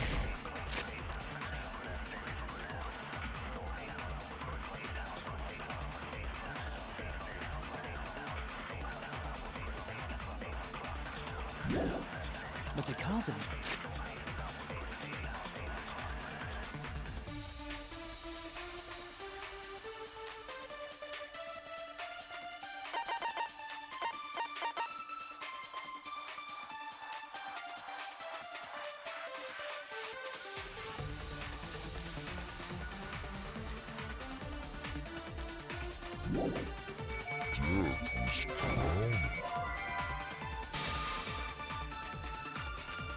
Damn it! First, let's establish the crime scene. Wasn't it the dorm room? Ryoma was relaxing in his room when he got attacked. But the cause of death was drowning. There is nothing in his room that could collect enough water. He's got a toilet, doesn't he? Drowning toilets? Impossible! We should consider places where water is stored. The only place that fits is the pool.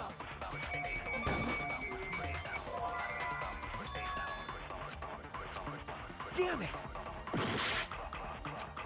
First, let's establish the crime scene.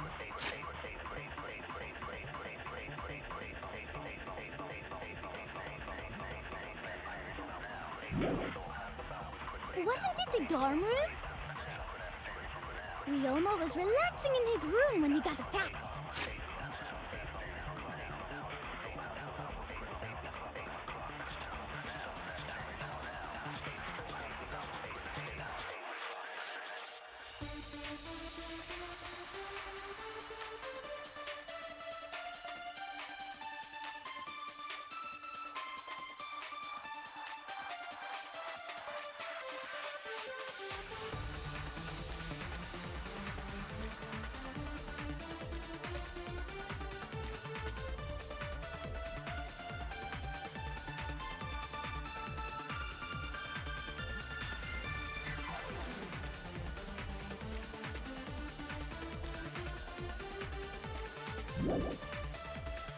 But the cause of death was...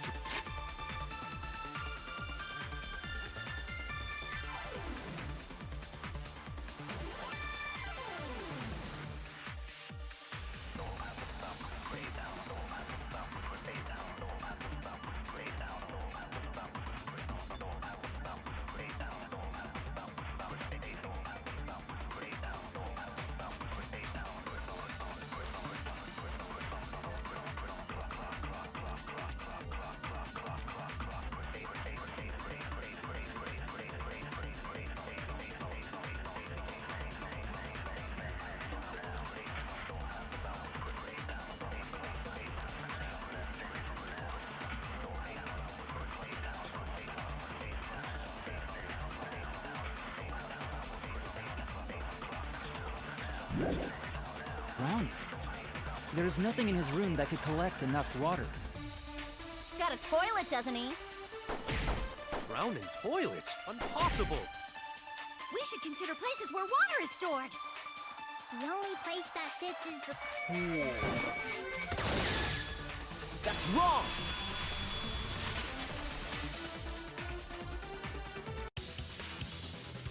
The pool could not have been the scene of the murder. Ryoma was killed at nighttime.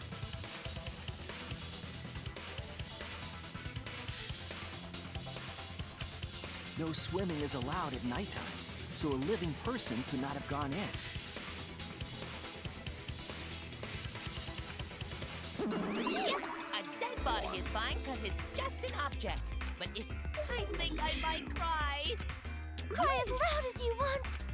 In the morning after, I'll write goodbye on your mirror and lipstick.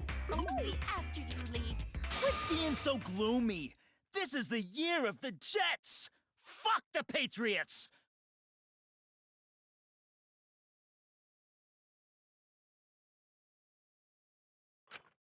Anyway, we can conclude it's impossible for him to have drowned in the pool.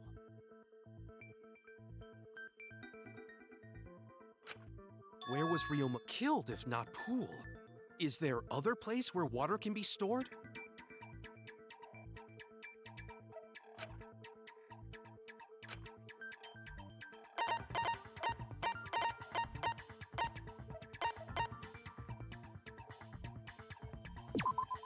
This is it! The sink in Ryoma's lab. There were distinct scratch marks on it. Scratch marks on the sink? And I believe those scratches were caused by...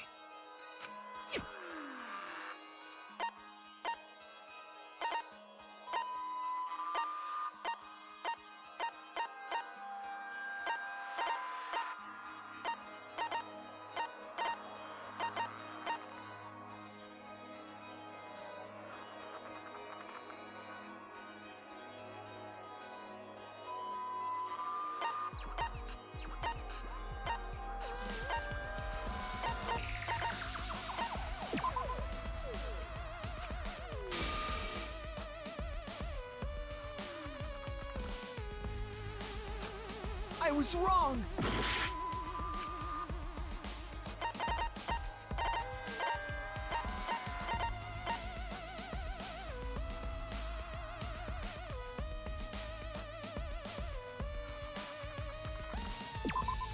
This is it! The handcuffs. They were scratched as well, correct? Oh yeah, sort of looked like they'd been scraped against something. There's also the fact that the handcuffs were from Ryoma's lab. The marks on the sink came from the handcuffs in the same room. The size and shape of the scratches are consistent with the handcuffs. How did those handcuffs get from the lab to the water tank? Because Ryoma was wearing them, right? Yes, though they were only visible for a brief moment when Ryoma appeared in the tank.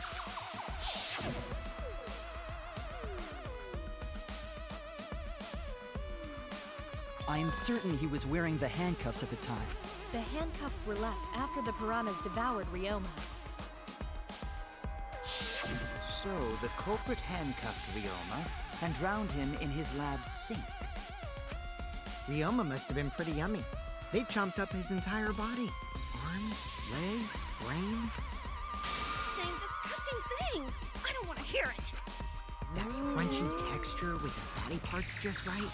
Then when they bite down, it gushes. Stop! Please stop! But how did culprit handcuff Ryoma? He could have used Shikuchi method to get away, unless someone ambushed him? It's possible they knocked him out before handcuffing him. Though there's no way we can be sure, now that he's not but bones. I doubt he was ambushed. I'm pretty sure the culprit got Ryoma by... whoops. Don't pay attention to little old me. I'm just talking to myself. When you talk to yourself, pretend you're eating and chew with your mouth closed. Otherwise, you'll get a mouthful of peanut butter squid. It's so disgusting you'll laugh. So we all agree Ryoma was drowned in the sink in his lab, right? That sink could have held enough water to do it for sure. All right, I'm calling it. The crime scene is Ryoma's fucking research lab. But how did the culprit carry his body to the gym from there? Isn't Ryoma's lab on the 3rd floor of the academy? It's actually not far at all. Although, perhaps it's more accurate to say there's a shortcut. Was there a shortcut?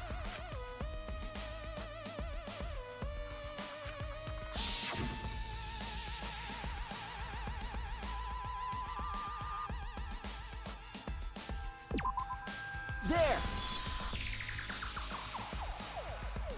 The shortcut is the window in Ryoma's lab. The window? That's right. None of the windows in this school open. Except the one in Ryoma's lab. And on top of that, the window faced the pool. You could see the gym straight across. Do you think the culprit dropped Ryoma's body into the pool area from the lab window?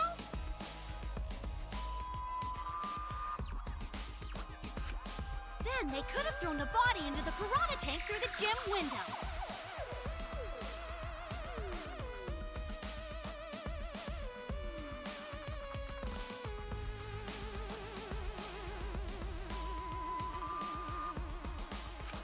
How's that? Mission complete! Your explanation contradicts some things we discussed earlier. The gym window was too high to reach from the pool side, even if one used the ladder. That's right! I apologize! I must go on a journey to reflect on this! We keep hitting dead ends, since we don't know how the body was thrown into the gym. Well, that didn't really give us any info about the crime.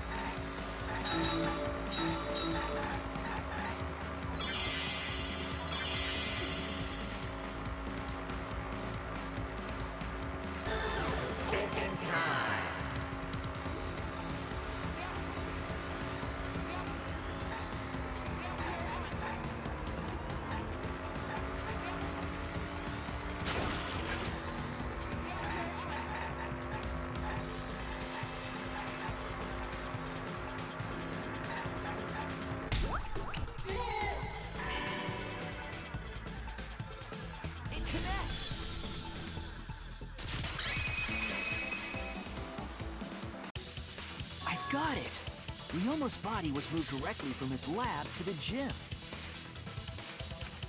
Directly? Don't tell me they threw the body from window to window. I mean, we're talking about a body. It's not like tossing a baseball, you know. No, I don't believe he was thrown. What do you mean another way? There's no other way to move it. The culprit must have used some kind of equipment. Huh? Equipment? With this equipment, they can connect the two windows and move the body to the gym.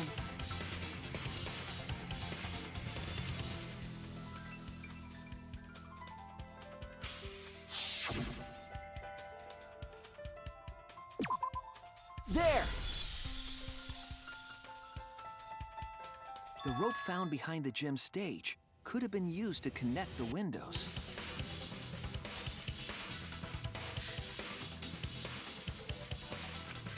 Oh, there was a mysterious mystery about that rope that only Atua can reveal.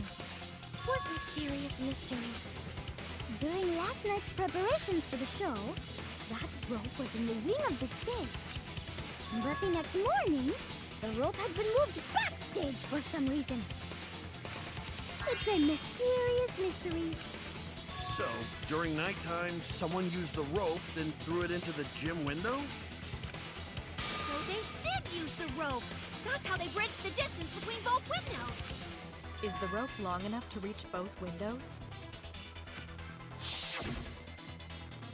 The rope is roughly 65 feet in length. As for the distance between the windows, According to the sign at the pool, the width of the pool is roughly 35 feet. And the distance from the edges of the pool to the windows is an additional 16 feet.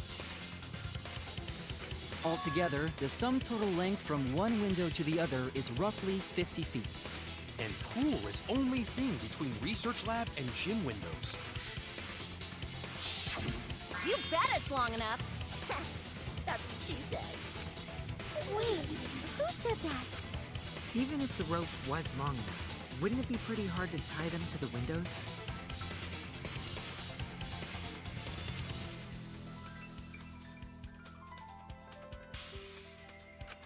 Both windows were too high to reach. It would be like tying a rope from one cliff to another. If the windows were closer together, then they could toss the rope across. But they're not. No, Gonta think it would work. Just need one more rope. Another rope. Oh, then it...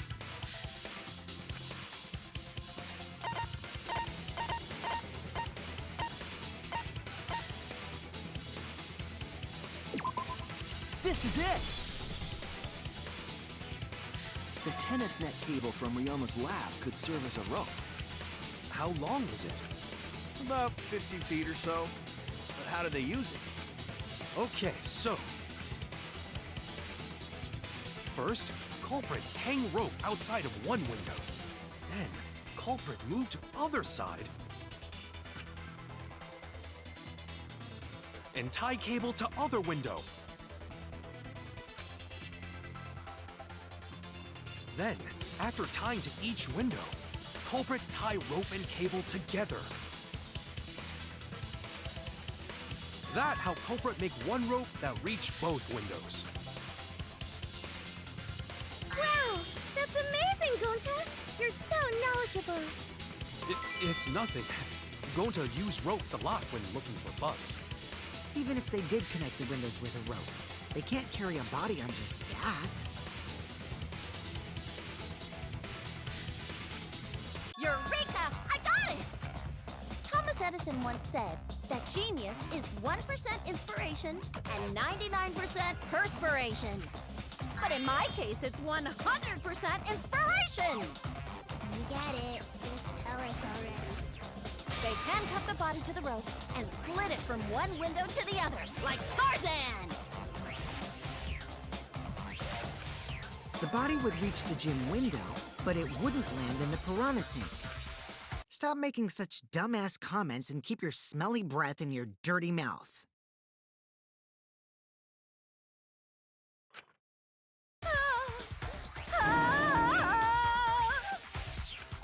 Tarzan? But they also had to put the body in the piranha tank after they moved it, huh? That is not feasible with just one rope. Maybe the rope wasn't the only equipment the culprit used. Well, anyway, it would have been pretty difficult to get that body in the piranha tank. They wouldn't just throw it. The trick was a super crucial part of the culprit's plan.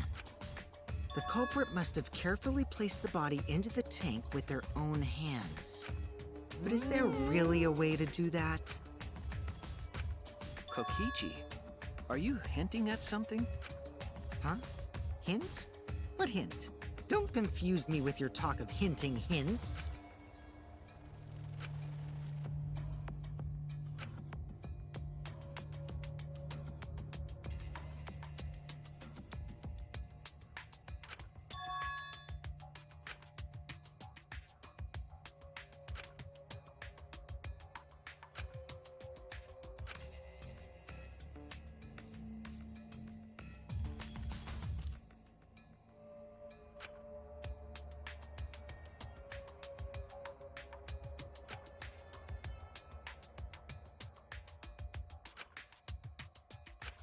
All right, Shuichi.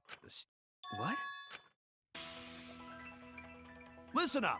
Do a good job here, and I'll be able to put an end to this trial. It all starts with you. You be the opening act, and I'll be the main event. And then together, we're gonna save everyone. Together? You got this. I believe in you. So I'm gonna leave the rest to you. Yeah.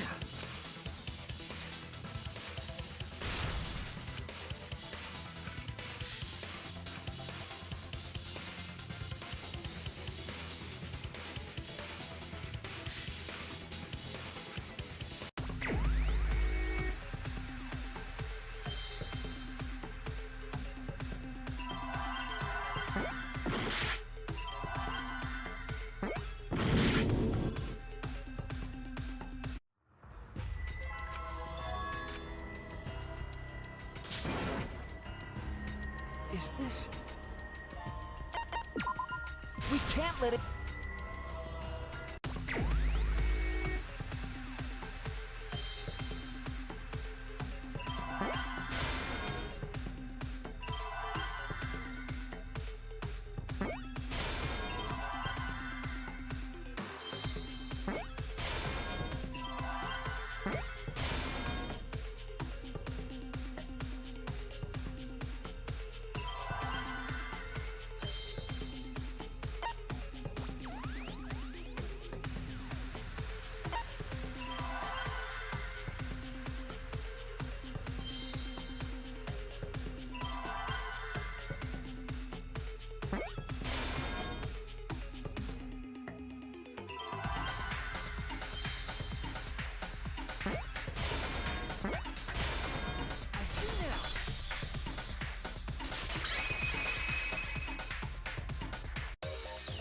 Yes, that's it. The culprit used something like a ropeway to move the body. A ropeway, huh? Are you sure about that?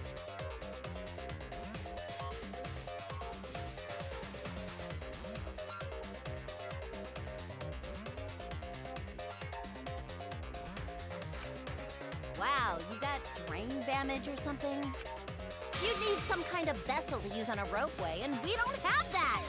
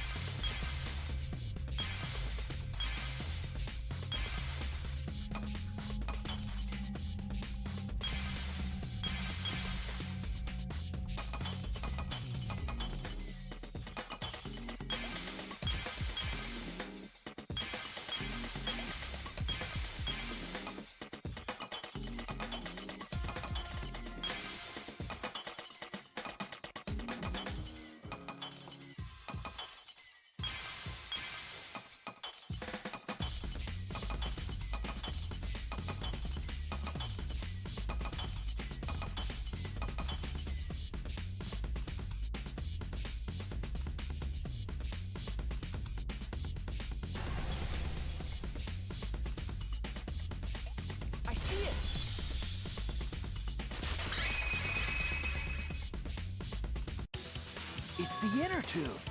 The rubber inner tube we found floating in the pool! The inner tube?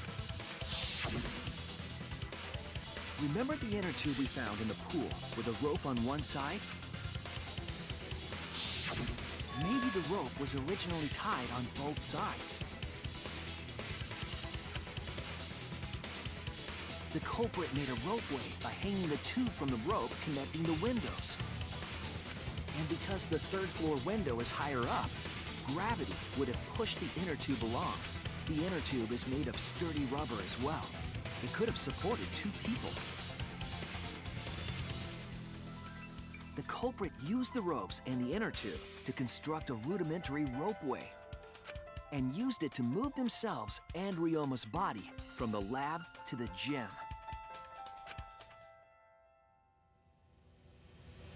Once through the gym window, the culprit stood on the inner tube to move the body. Either that, or the culprit placed their foot on the windowsill. That way would be more stable and let them handle the corpse more carefully. Finally, they removed the rope from the window frame and left the scene. Well, when you put it like that, it certainly sounds possible. But wow, a ropeway!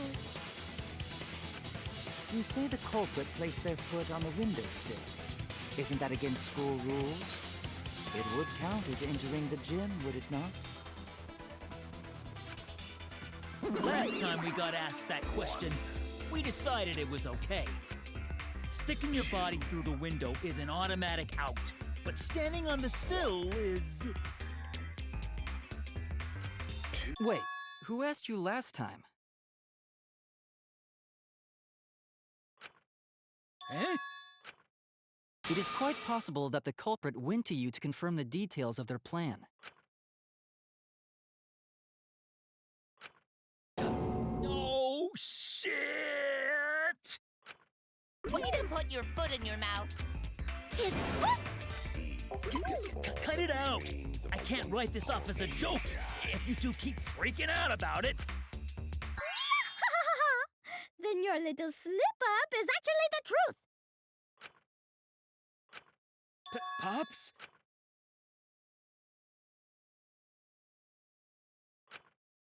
Right now, you're on the threshold of an Don't amazing look at me. adventure. This is what you get for acting like a big shot all the time.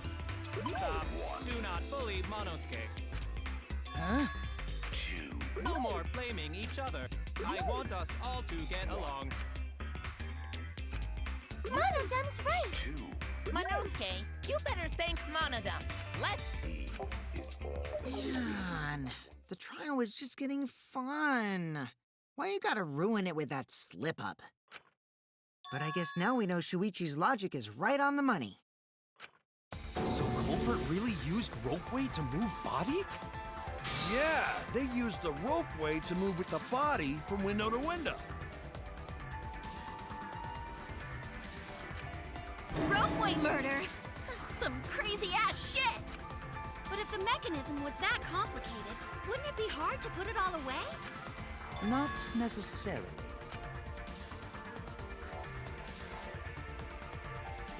All one must do is detach the rope from the window after using the ropeway. Then, after returning to Ryoma's lab, one could retrieve the rope from that side. Tossing the rope into the gym from the pool window would be the final step. I see.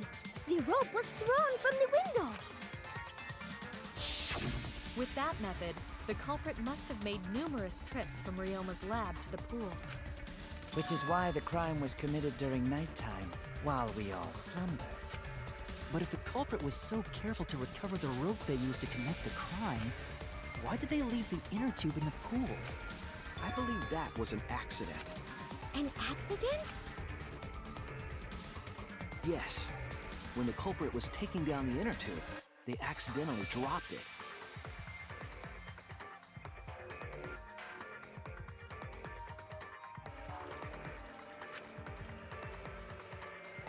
Then why did the culprit leave it in the pool?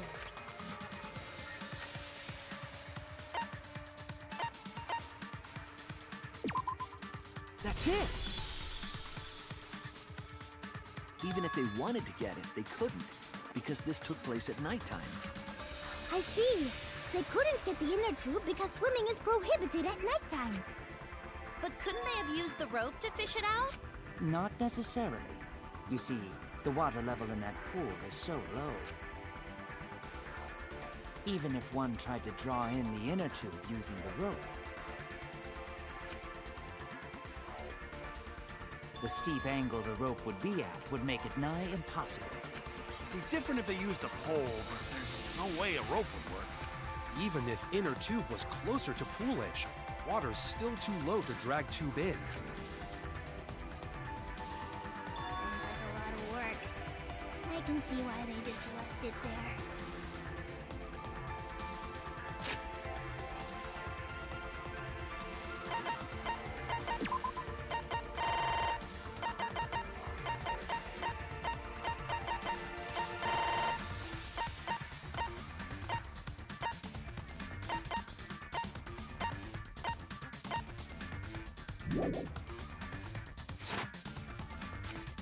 Yeah, it would take too long. And they would have been busted if someone saw them. Ha!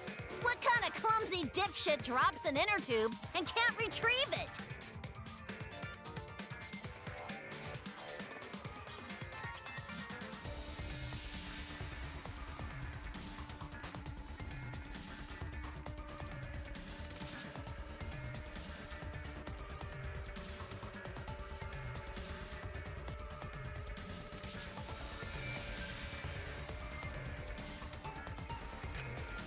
Let me tell you, this culprit's a real fucking amateur! No, actually. Save for that one mistake, this was the perfect crime. If Maki had never met up with Ryoma at nighttime, it might have been the end for us. Well, I still don't know if Maki is telling the truth or not. Shut up. Personally, I find this culprit frighteningly thorough. Such a bold, beautiful plan. I never even imagined there was a ropeway. Oh, respect begins to bloom in my heart for this wonderfully cruel culprit. What are you, stupid? Don't respect the culprit.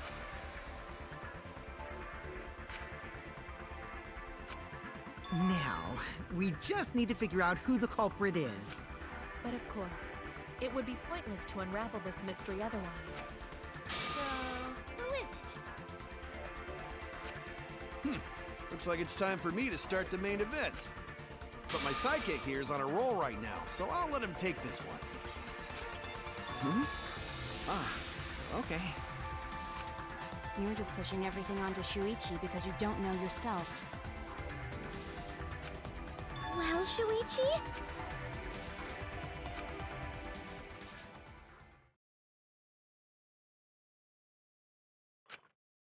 Hey, Shuichi, are you hesitating again?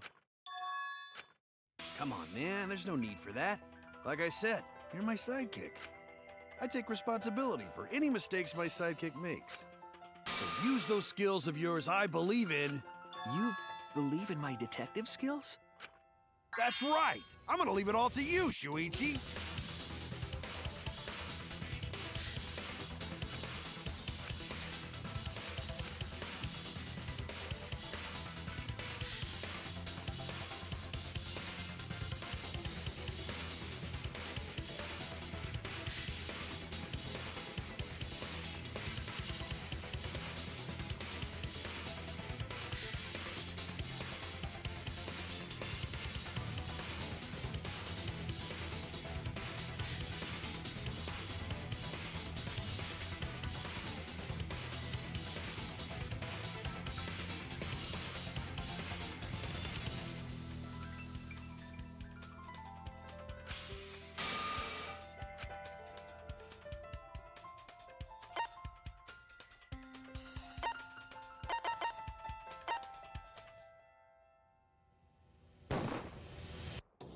It has to be you! There's one more thing I still have to confirm, but Kirumi is the prime suspect.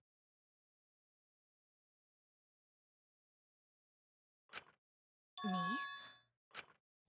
What? Kirumi? Oh, so Kirumi is the culprit. That is not yet a certainty. Let us hear her testimony first. Is this true, Kirumi? I cannot believe you would suspect me. If that is the case, then I will have to deny it. I will not let you make the wrong choice. The wrong choice?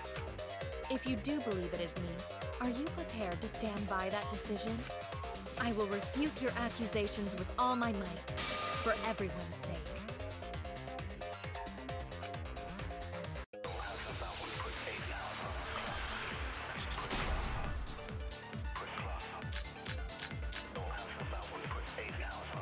I, of course, am not the culprit.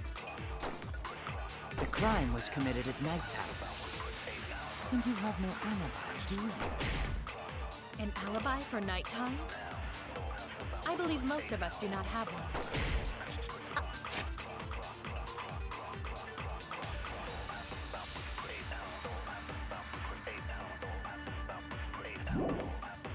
I have evidence that proves you're the culprit. Do you think we would fall for such nonsense? The trick relied on complex mechanisms to work. But someone like you could be skilled enough to pull it off. Preposterous. That could have been done by anyone.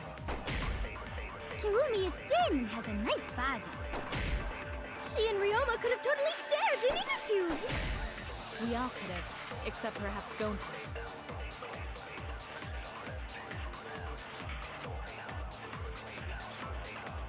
I, of course, am not the culprit. The crime was committed at nighttime. And you have no alibi, do you? An alibi for nighttime? I believe most of us do not have one.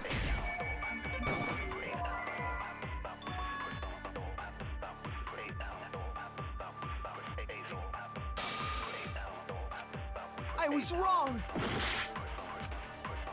I, of course, am not the culprit.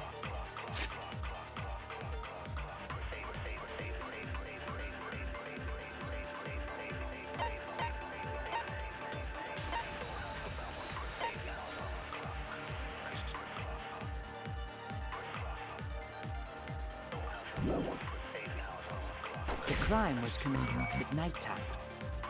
Alibi, do you? Alibi for nighttime? I believe most of us do not have one.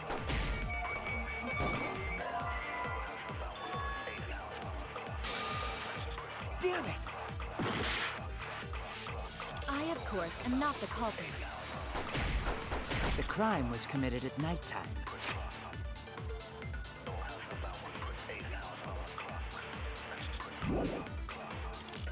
And you have no alibi, do you?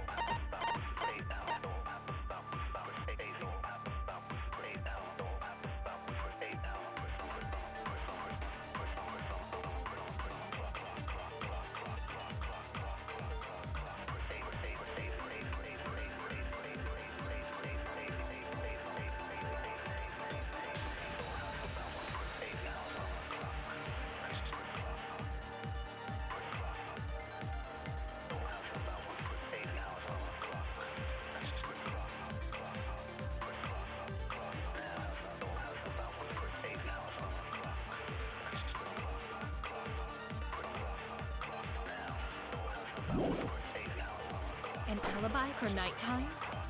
I believe most of us do not have one. I have evidence that proves you're the culprit. Do you think we would fall for such nonsense? The trick relied on complex mechanisms to work. But someone like you could be skilled enough to pull it off. Preposterous. That could have been done by anyone. That's wrong!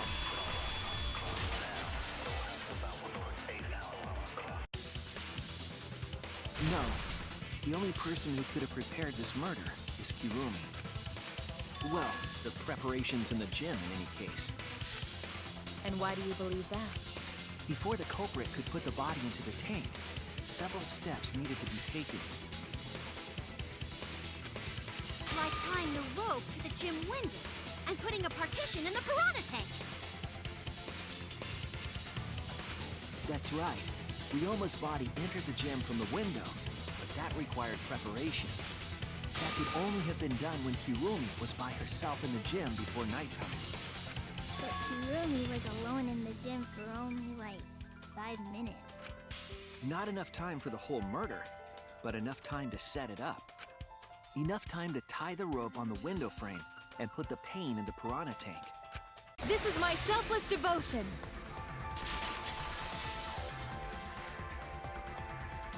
While I do understand where you are coming from, I assure you this is just a part of your petty imagination, an empty theory created from nihilism.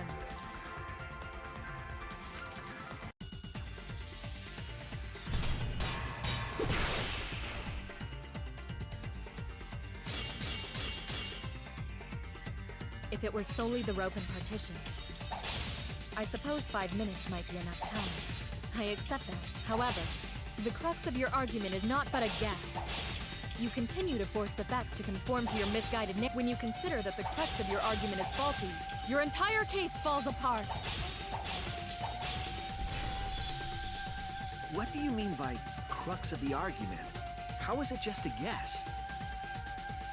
I am referring to the rope. Now, with that rope, it is possible to reach the gym window from the 3rd floor window. But there is no evidence to indicate this would happen. I'll cut through your words!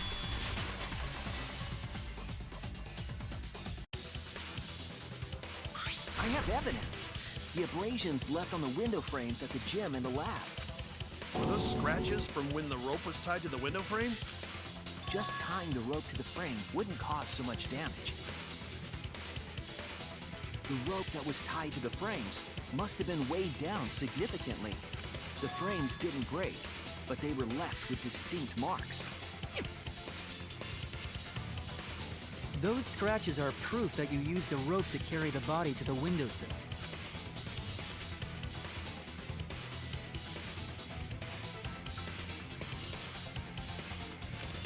Oh? What's wrong, Kirumi? What's wrong? What's wrong? What's wrong? Hey, what's wrong? Hey, hey, hey, hey! Is Kirumi quiet cause that's what happened?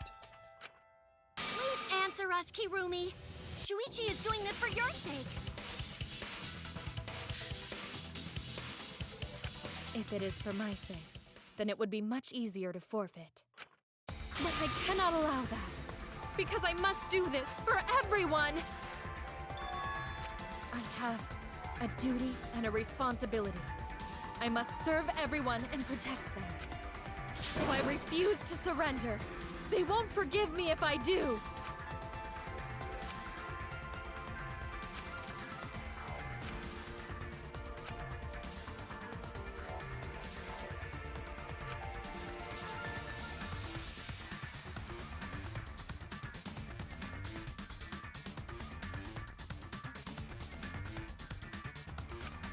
Hey, Kirumi, who exactly is this everyone you're talking about? I've just got a weird feeling about this. When you said everyone, felt like you weren't talking about us. It felt like you were talking about someone who isn't here.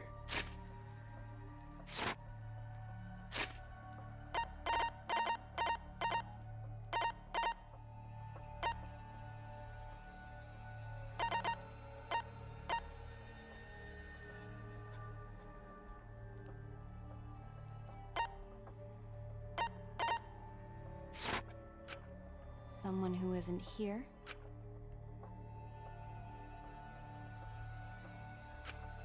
Someone outside of the academy? Hey, do you think Kirumi saw her own motive video? Huh? The motive video?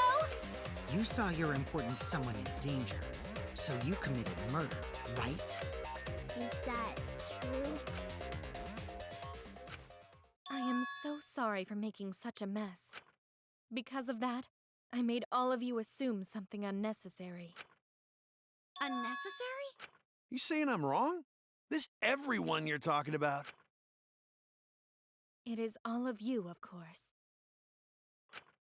Really? Do you swear to Atua? Yes, really. So please believe me. I am not the culprit. I do not care what becomes of me, but I will not allow any of you to die. Because I made a promise to Kaede. She wished for all of us to escape together. I want to fulfill my duties as the ultimate maid. I wish to serve everyone. So please believe me. You have to! Kirumi! Are we totally sure Kirumi's the culprit? Maybe it's someone else.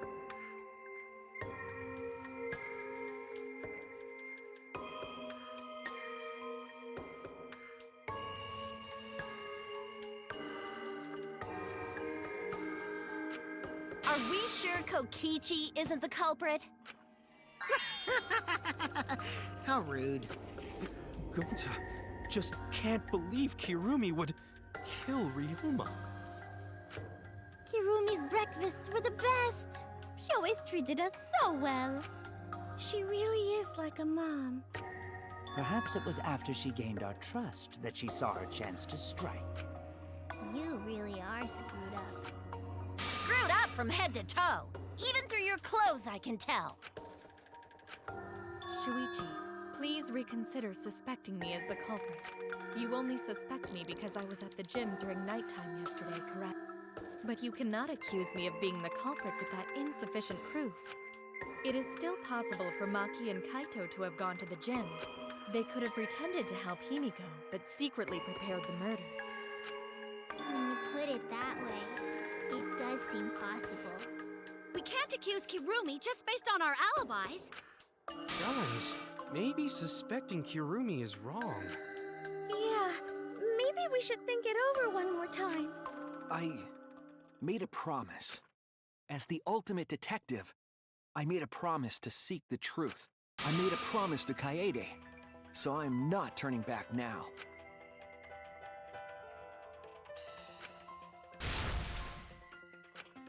So you still believe I am the culprit? But there is no evidence to indicate that I am— No, there is. I realized it when we determined that the rope weight was used to move the body. If it was indeed Kirumi who moved the body with a makeshift rope weight, then the final clue falls into place. The final clue? The damning evidence that proves Kirumi is the culprit. Shuichi, won't you please tell me why you are so desperate to pin me as the culprit? Don't you want to protect everyone? I'm doing this because I want to protect everyone. Shuichi. Then you're wrong! Your deduction is all wrong! Your words aren't going to convince me now. Not when I know the truth. All you care about is your own reasoning. You don't even listen to others. I can't bet everyone's lives on a deduction made by a self-righteous brat. You can't save anyone!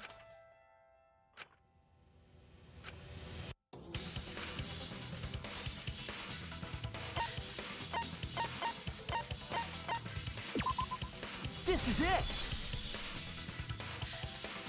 The piece of black fabric in the pool.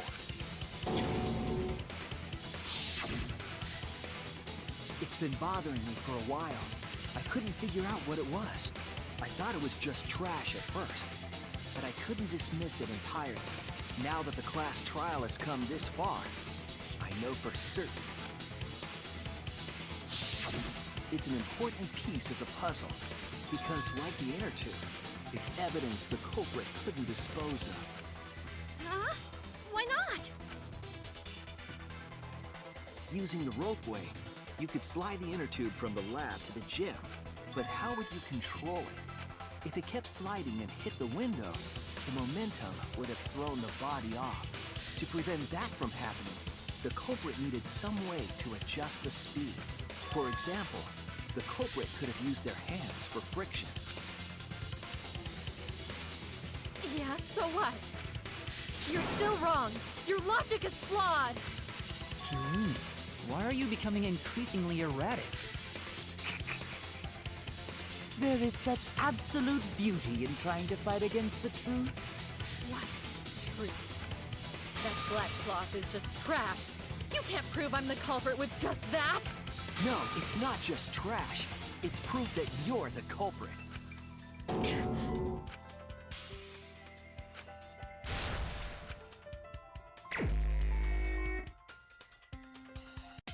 You are incorrect. What is this truth? That is just your empty deduction. You continue to confuse everyone. You are incorrect. What is this truth? That is just your empty deduction. You continue to confuse everyone. You are incorrect. What is this truth? Ah! In this class trial, everyone's life is at stake. Because of your self-righteous truth, everyone might die. In this class trial, everyone's life is at stake. Because of your self-righteous truth, everyone might die! In this class trial, everyone's life is at stake! Because of your self-righteous truth, ah! I completely understand your reasoning, but I will never accept it. It seems you wish to pin me as the culprit. You do not have any evidence. You are only providing us with speculation. We only wish to protect everyone. Why must you interfere? I completely understand your reasoning, but I will never accept it. It seems you wish to pin me as the culprit. You do not have any evidence. You are only providing us with speculation. We only wish to protect everyone. Why must you interfere? I completely understand your reasoning. Ah! What does that piece of trash prove? It ends here!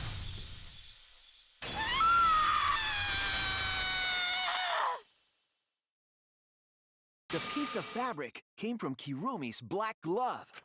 Kirumi's glove? If the culprit were slowing their descent by grabbing the rope with their hands, there would have been a lot of friction, easily enough to cause rope burn. But our culprit was smart. They weren't burned because they weren't bare-handed. Yeah, the culprit had gloves on. One got all torn up from the friction and It fell into pool? From what I remember, the only one who wears black gloves is Kirumi, right? The gloves on your hands now. The extra uniforms in our rooms are made of the same material we're wearing now. You can test my theory by comparing the fabric scrap with your glove. Well, Kirumi, will you allow us to compare the black fabric we found in the pool with your gloves? Huh? What's the matter? Why are you sweating so much? Kirumi, what's wrong?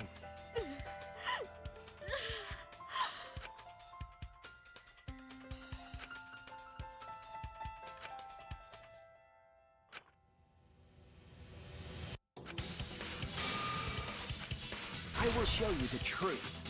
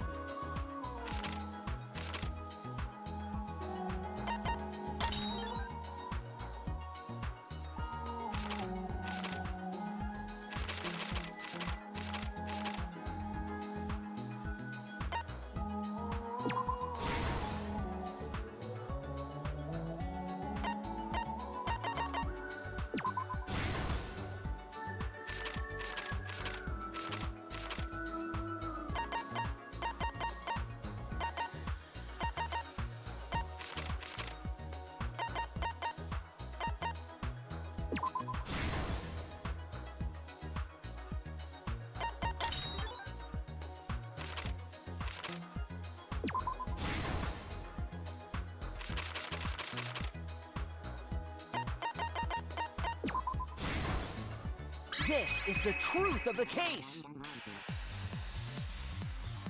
The victim's body was found this morning during Himiko's underwater escape act.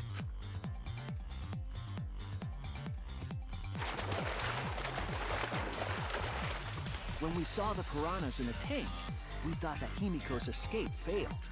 Of course, it was all part of the act. Himiko's escape went perfectly. But when Angie opened the curtain in front of the tank, we saw Ryoma with piranhas swarming around him. Before any of us could react, the piranhas devoured Ryoma's body.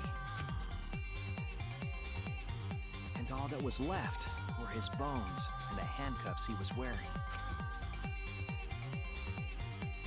That horrifying sight was the finishing touch on the culprit's own twisted magic trick.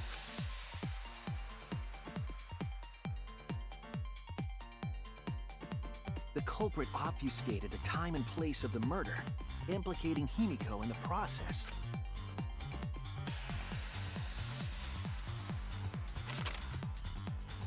In truth, the crime began last night around 8:55 p.m.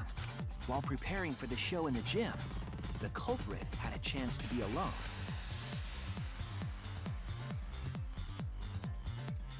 It was then that the culprit used the ladder to reach the piranha tank and removed the glass lid.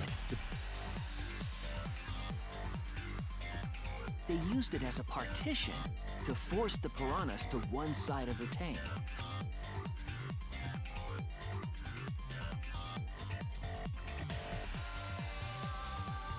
Next, the culprit took the rope from the stage wing in the gym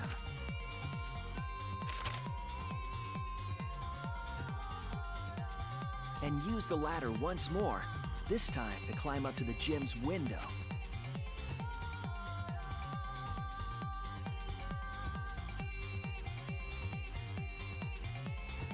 Once there, They opened the window and tied one end of the rope to the window frame. The rope was then thrown out the window toward the pool. These preparations were key for the culprit's elaborate plan.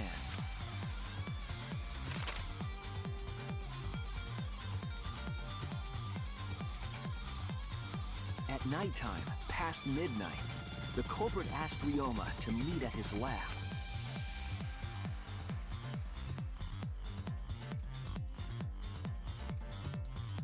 All the pieces were in place.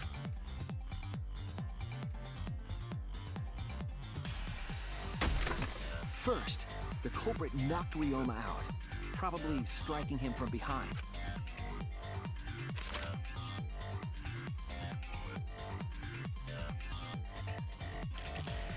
Then, they put the handcuffs from the shower room on Ryoma's wrists.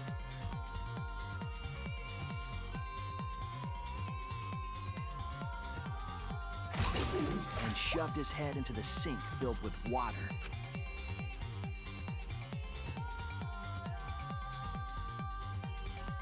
From the water and the pain of drowning, Ryoma should have woken up and struggled. The culprit anticipated his resistance, which is why Ryoma was handcuffed.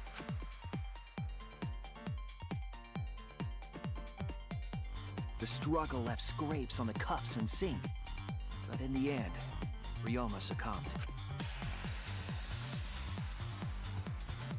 Ryoma was dead, but the culprit's plan had only just begun.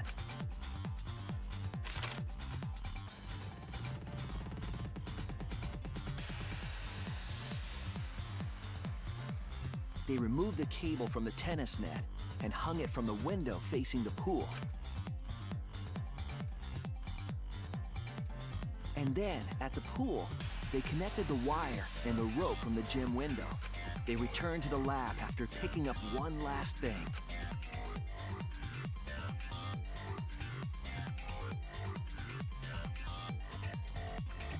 The rubber inner tube that was in the pool's tool shed. Once back in the lab, the culprit pulled the cable, bringing up the rope.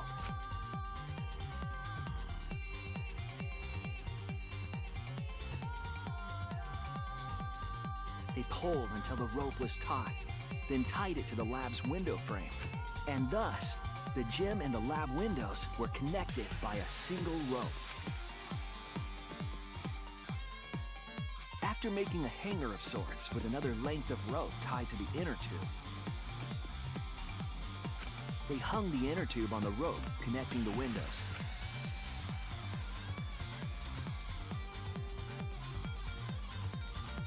That's how the culprit created the ropeway that was used to move the body.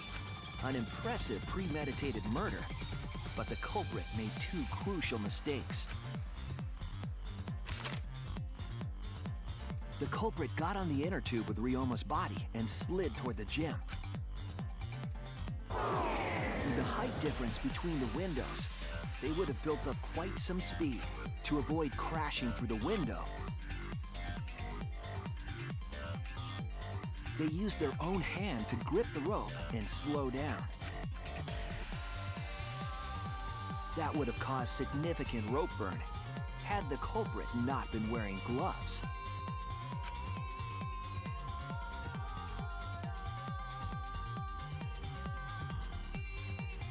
But due to the friction, part of a glove tore off and dropped in the pool.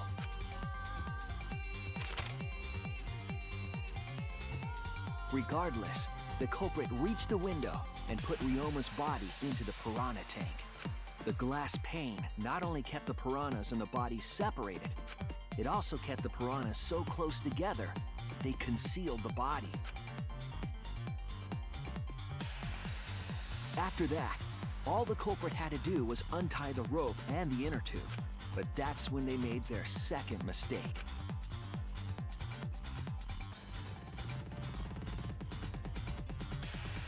One end of the rope came loose, and the inner tube dropped into the pool.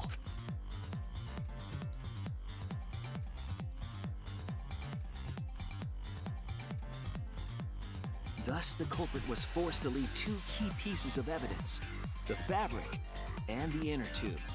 They couldn't retrieve the evidence because of the rule against swimming at nighttime.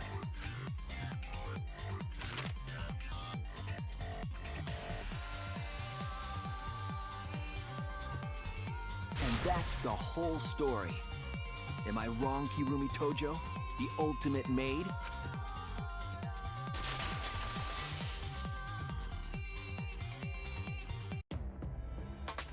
Kirumi, that's the conclusion I reached. Do you have any objections? This is very, very unfortunate, Shuichi. My pride as a maid demands that I fulfill every request that I receive. But to end like this... Does that mean you admit it? Kirumi. Why use your own gloves, though? The warehouse should have had plenty. There weren't any. Obviously, she would have used them if they were available. Jeez, Monokuma provided everything but the gloves. That's pretty sadistic. But thanks to him, at least the game became way more interesting. So, it's decided. This case was decided the moment someone, who shall not be named, opened their big mouth. We don't know that. Maybe the That is right. No need. Oh, Monodon, you're like a mommy taking care of her sick child. All right!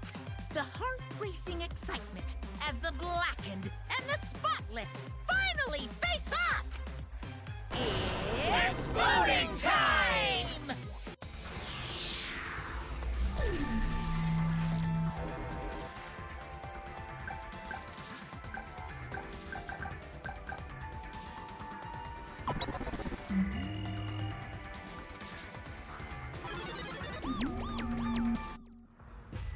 Now then, it seems the voting has finished. What?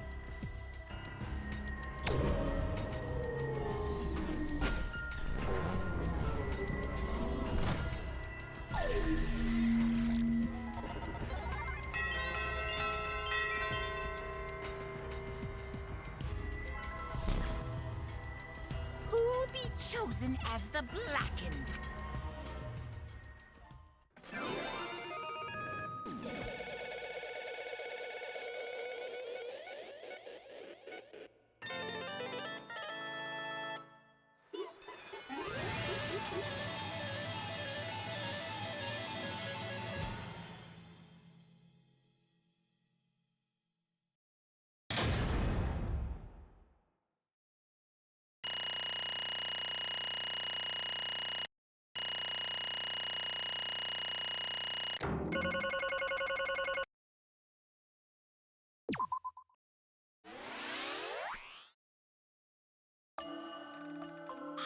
Oh my! Ah! Thank goodness. You gotta be kidding me! Yeah. Wait! No way. Yoo-hoo! The truth is, Hey! Damn it.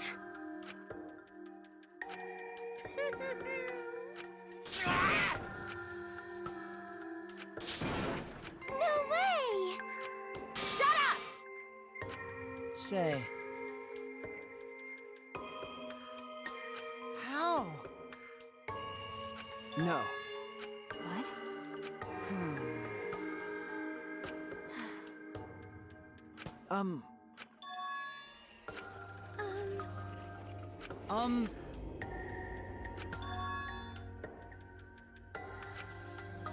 What's wrong? I do not agree. Damn. Please! Understood. I shall take that request. Well, you know. Yes, that is correct.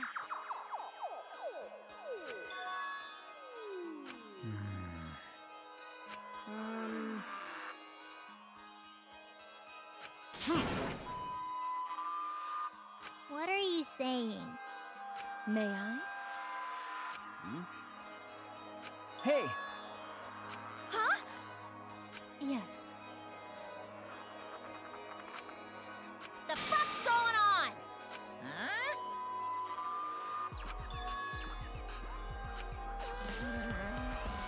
No, no. Oh! huh? Dumbass!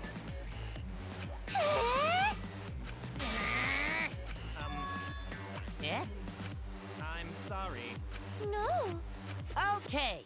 Yeah? Yeah. Daddy! Hey, Father! Hey. What? You stupid! Well now. I see.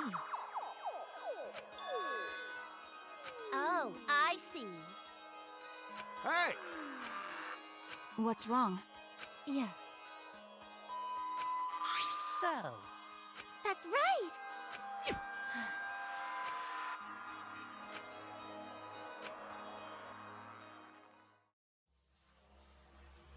all right! Back by popular demand, it's time for the motive video!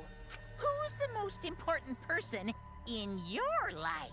And now, without further ado, Kirumi Tojo, the ultimate maid. With clients in politics and finance, this elite maid is renowned for completing any request. One fateful day, she was suddenly summoned by one of her most influential clients, the Prime Minister. The Prime Minister had a request of utmost importance. He requested that she use her talent as the ultimate maid to serve her country. He asked Kirumi to make this country great again and transferred all his authority to her. No one suspected that the Prime Minister's new secretary was secretly running the country. And over time, she became the de facto Prime Minister. Only Kirumi could save the country from impending doom. Yes, the future of the country rests entirely on her capable shoulders. But Kirumi is up to the task, for she only accepts requests that only she can fulfill. She is driven by the belief that her citizens are the most important people in her life. Oh, and while we're on the subject of those important people, an unfortunate event will soon befall those vermin and sheeple. What event, you ask? It's a secret. Find out for yourself.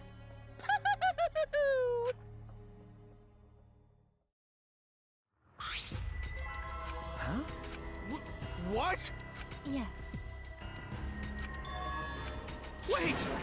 What is this? I do not agree. This is my selfless devotion. I was called upon to lift the country out of a dire situation. I swore to serve and help all its citizens. As the ultimate maid, I have advised politicians many times in the past, but he wanted me to prioritize saving the country from an unprecedented crisis. I fully accepted this request. As a maid, it is a great honor to serve the nation itself. What did I do? I see. Huh? You really don't get it. How rude! I see. Incredible. But Actually, Yoo-hoo! I do not know. that's... That is correct. Huh? I do not know.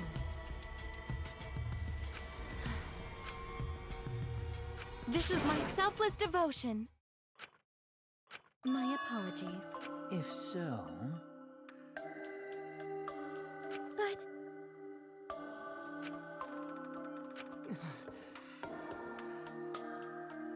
I don't like that. Why?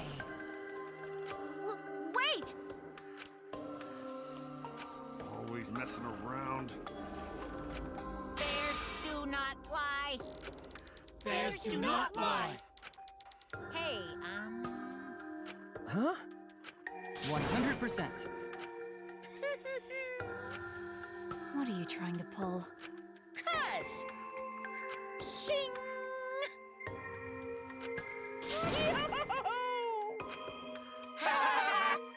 Shut up! Oh? Dang it! Oh, I see. That is, Huh? Weird! I do not agree. Do you agree? Huh?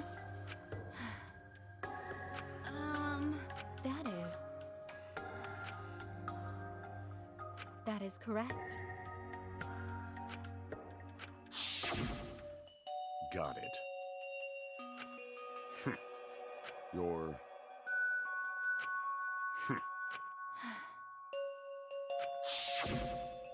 And then, he turned his back toward me. At that moment, my determined a person like him would have noticed my bloodthirst emanating.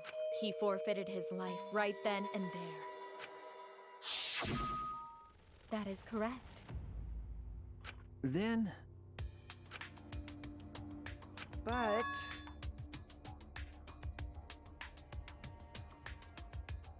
What? Because... What are you talking about? Wait! Hmm? Huh? Well, you know... I told you.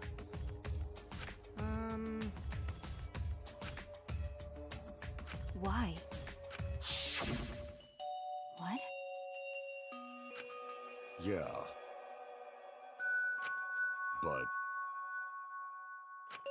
Hey, no. Jeez. In other words, please. that's true. Well, you know...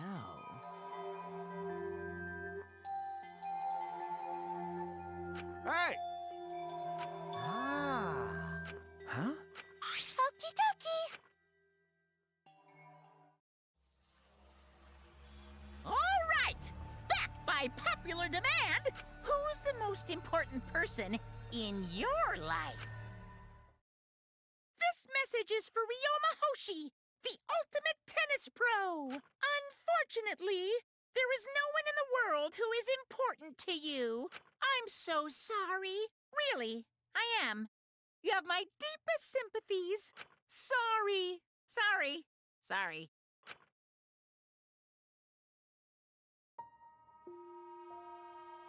Always messing around.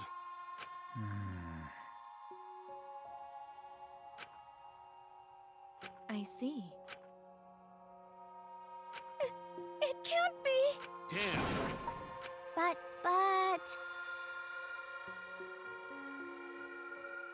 Because... Yes. For everyone.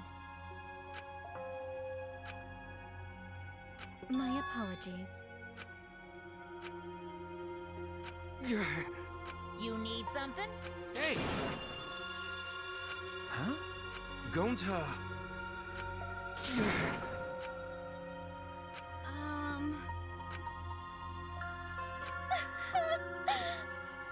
Unfortunately.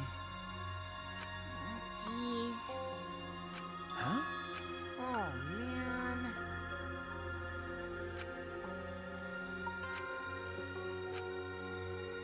Shuichi! Huh? Hey! All right! Listen up.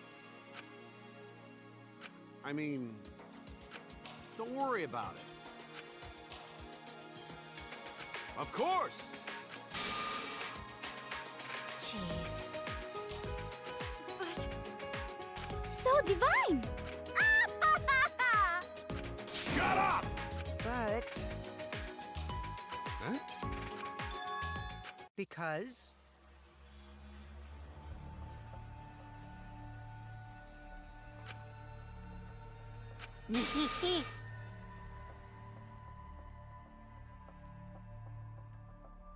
Huh? But...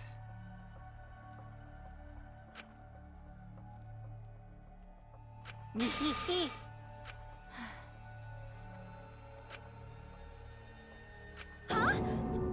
You mean? Really? Cut it out. That is correct.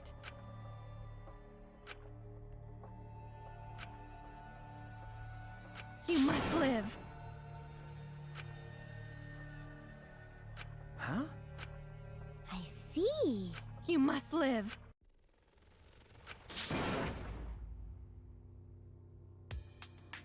I will survive!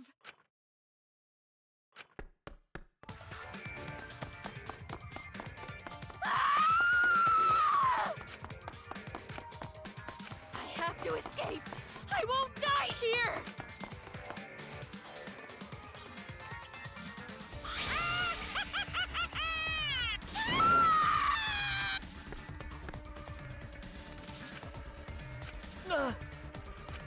Damn it!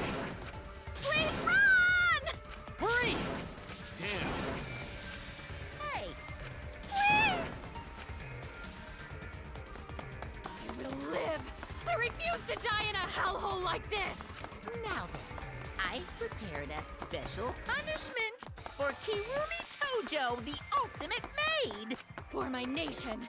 For my people! Let's give it everything we've got. It's punishment time! I will not die!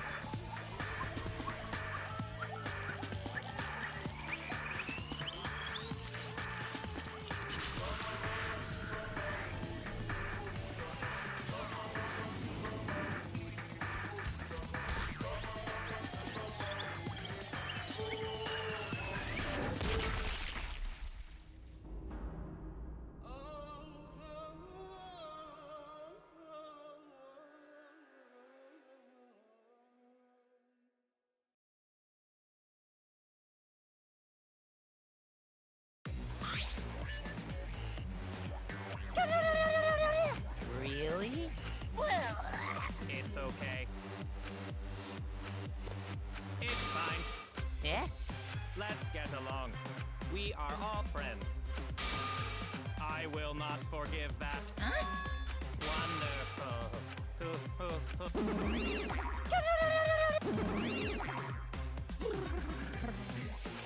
That's nice.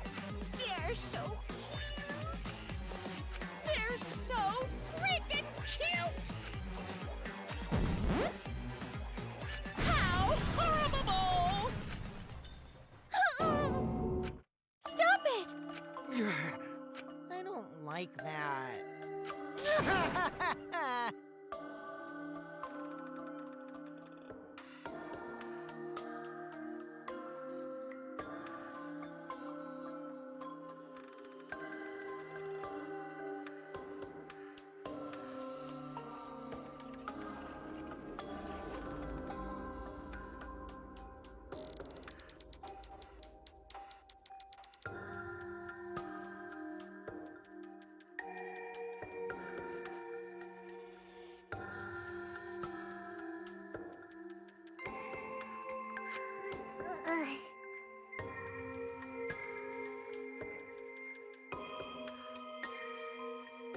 I'll protect you!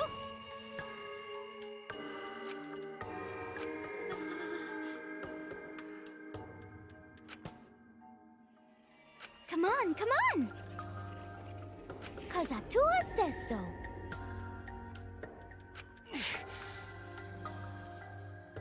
I see, yes. That's true. Okay.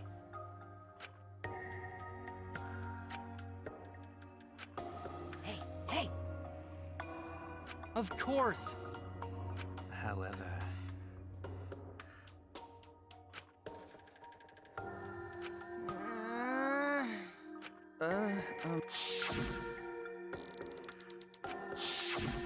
That's... Huh? I see. What? Okay.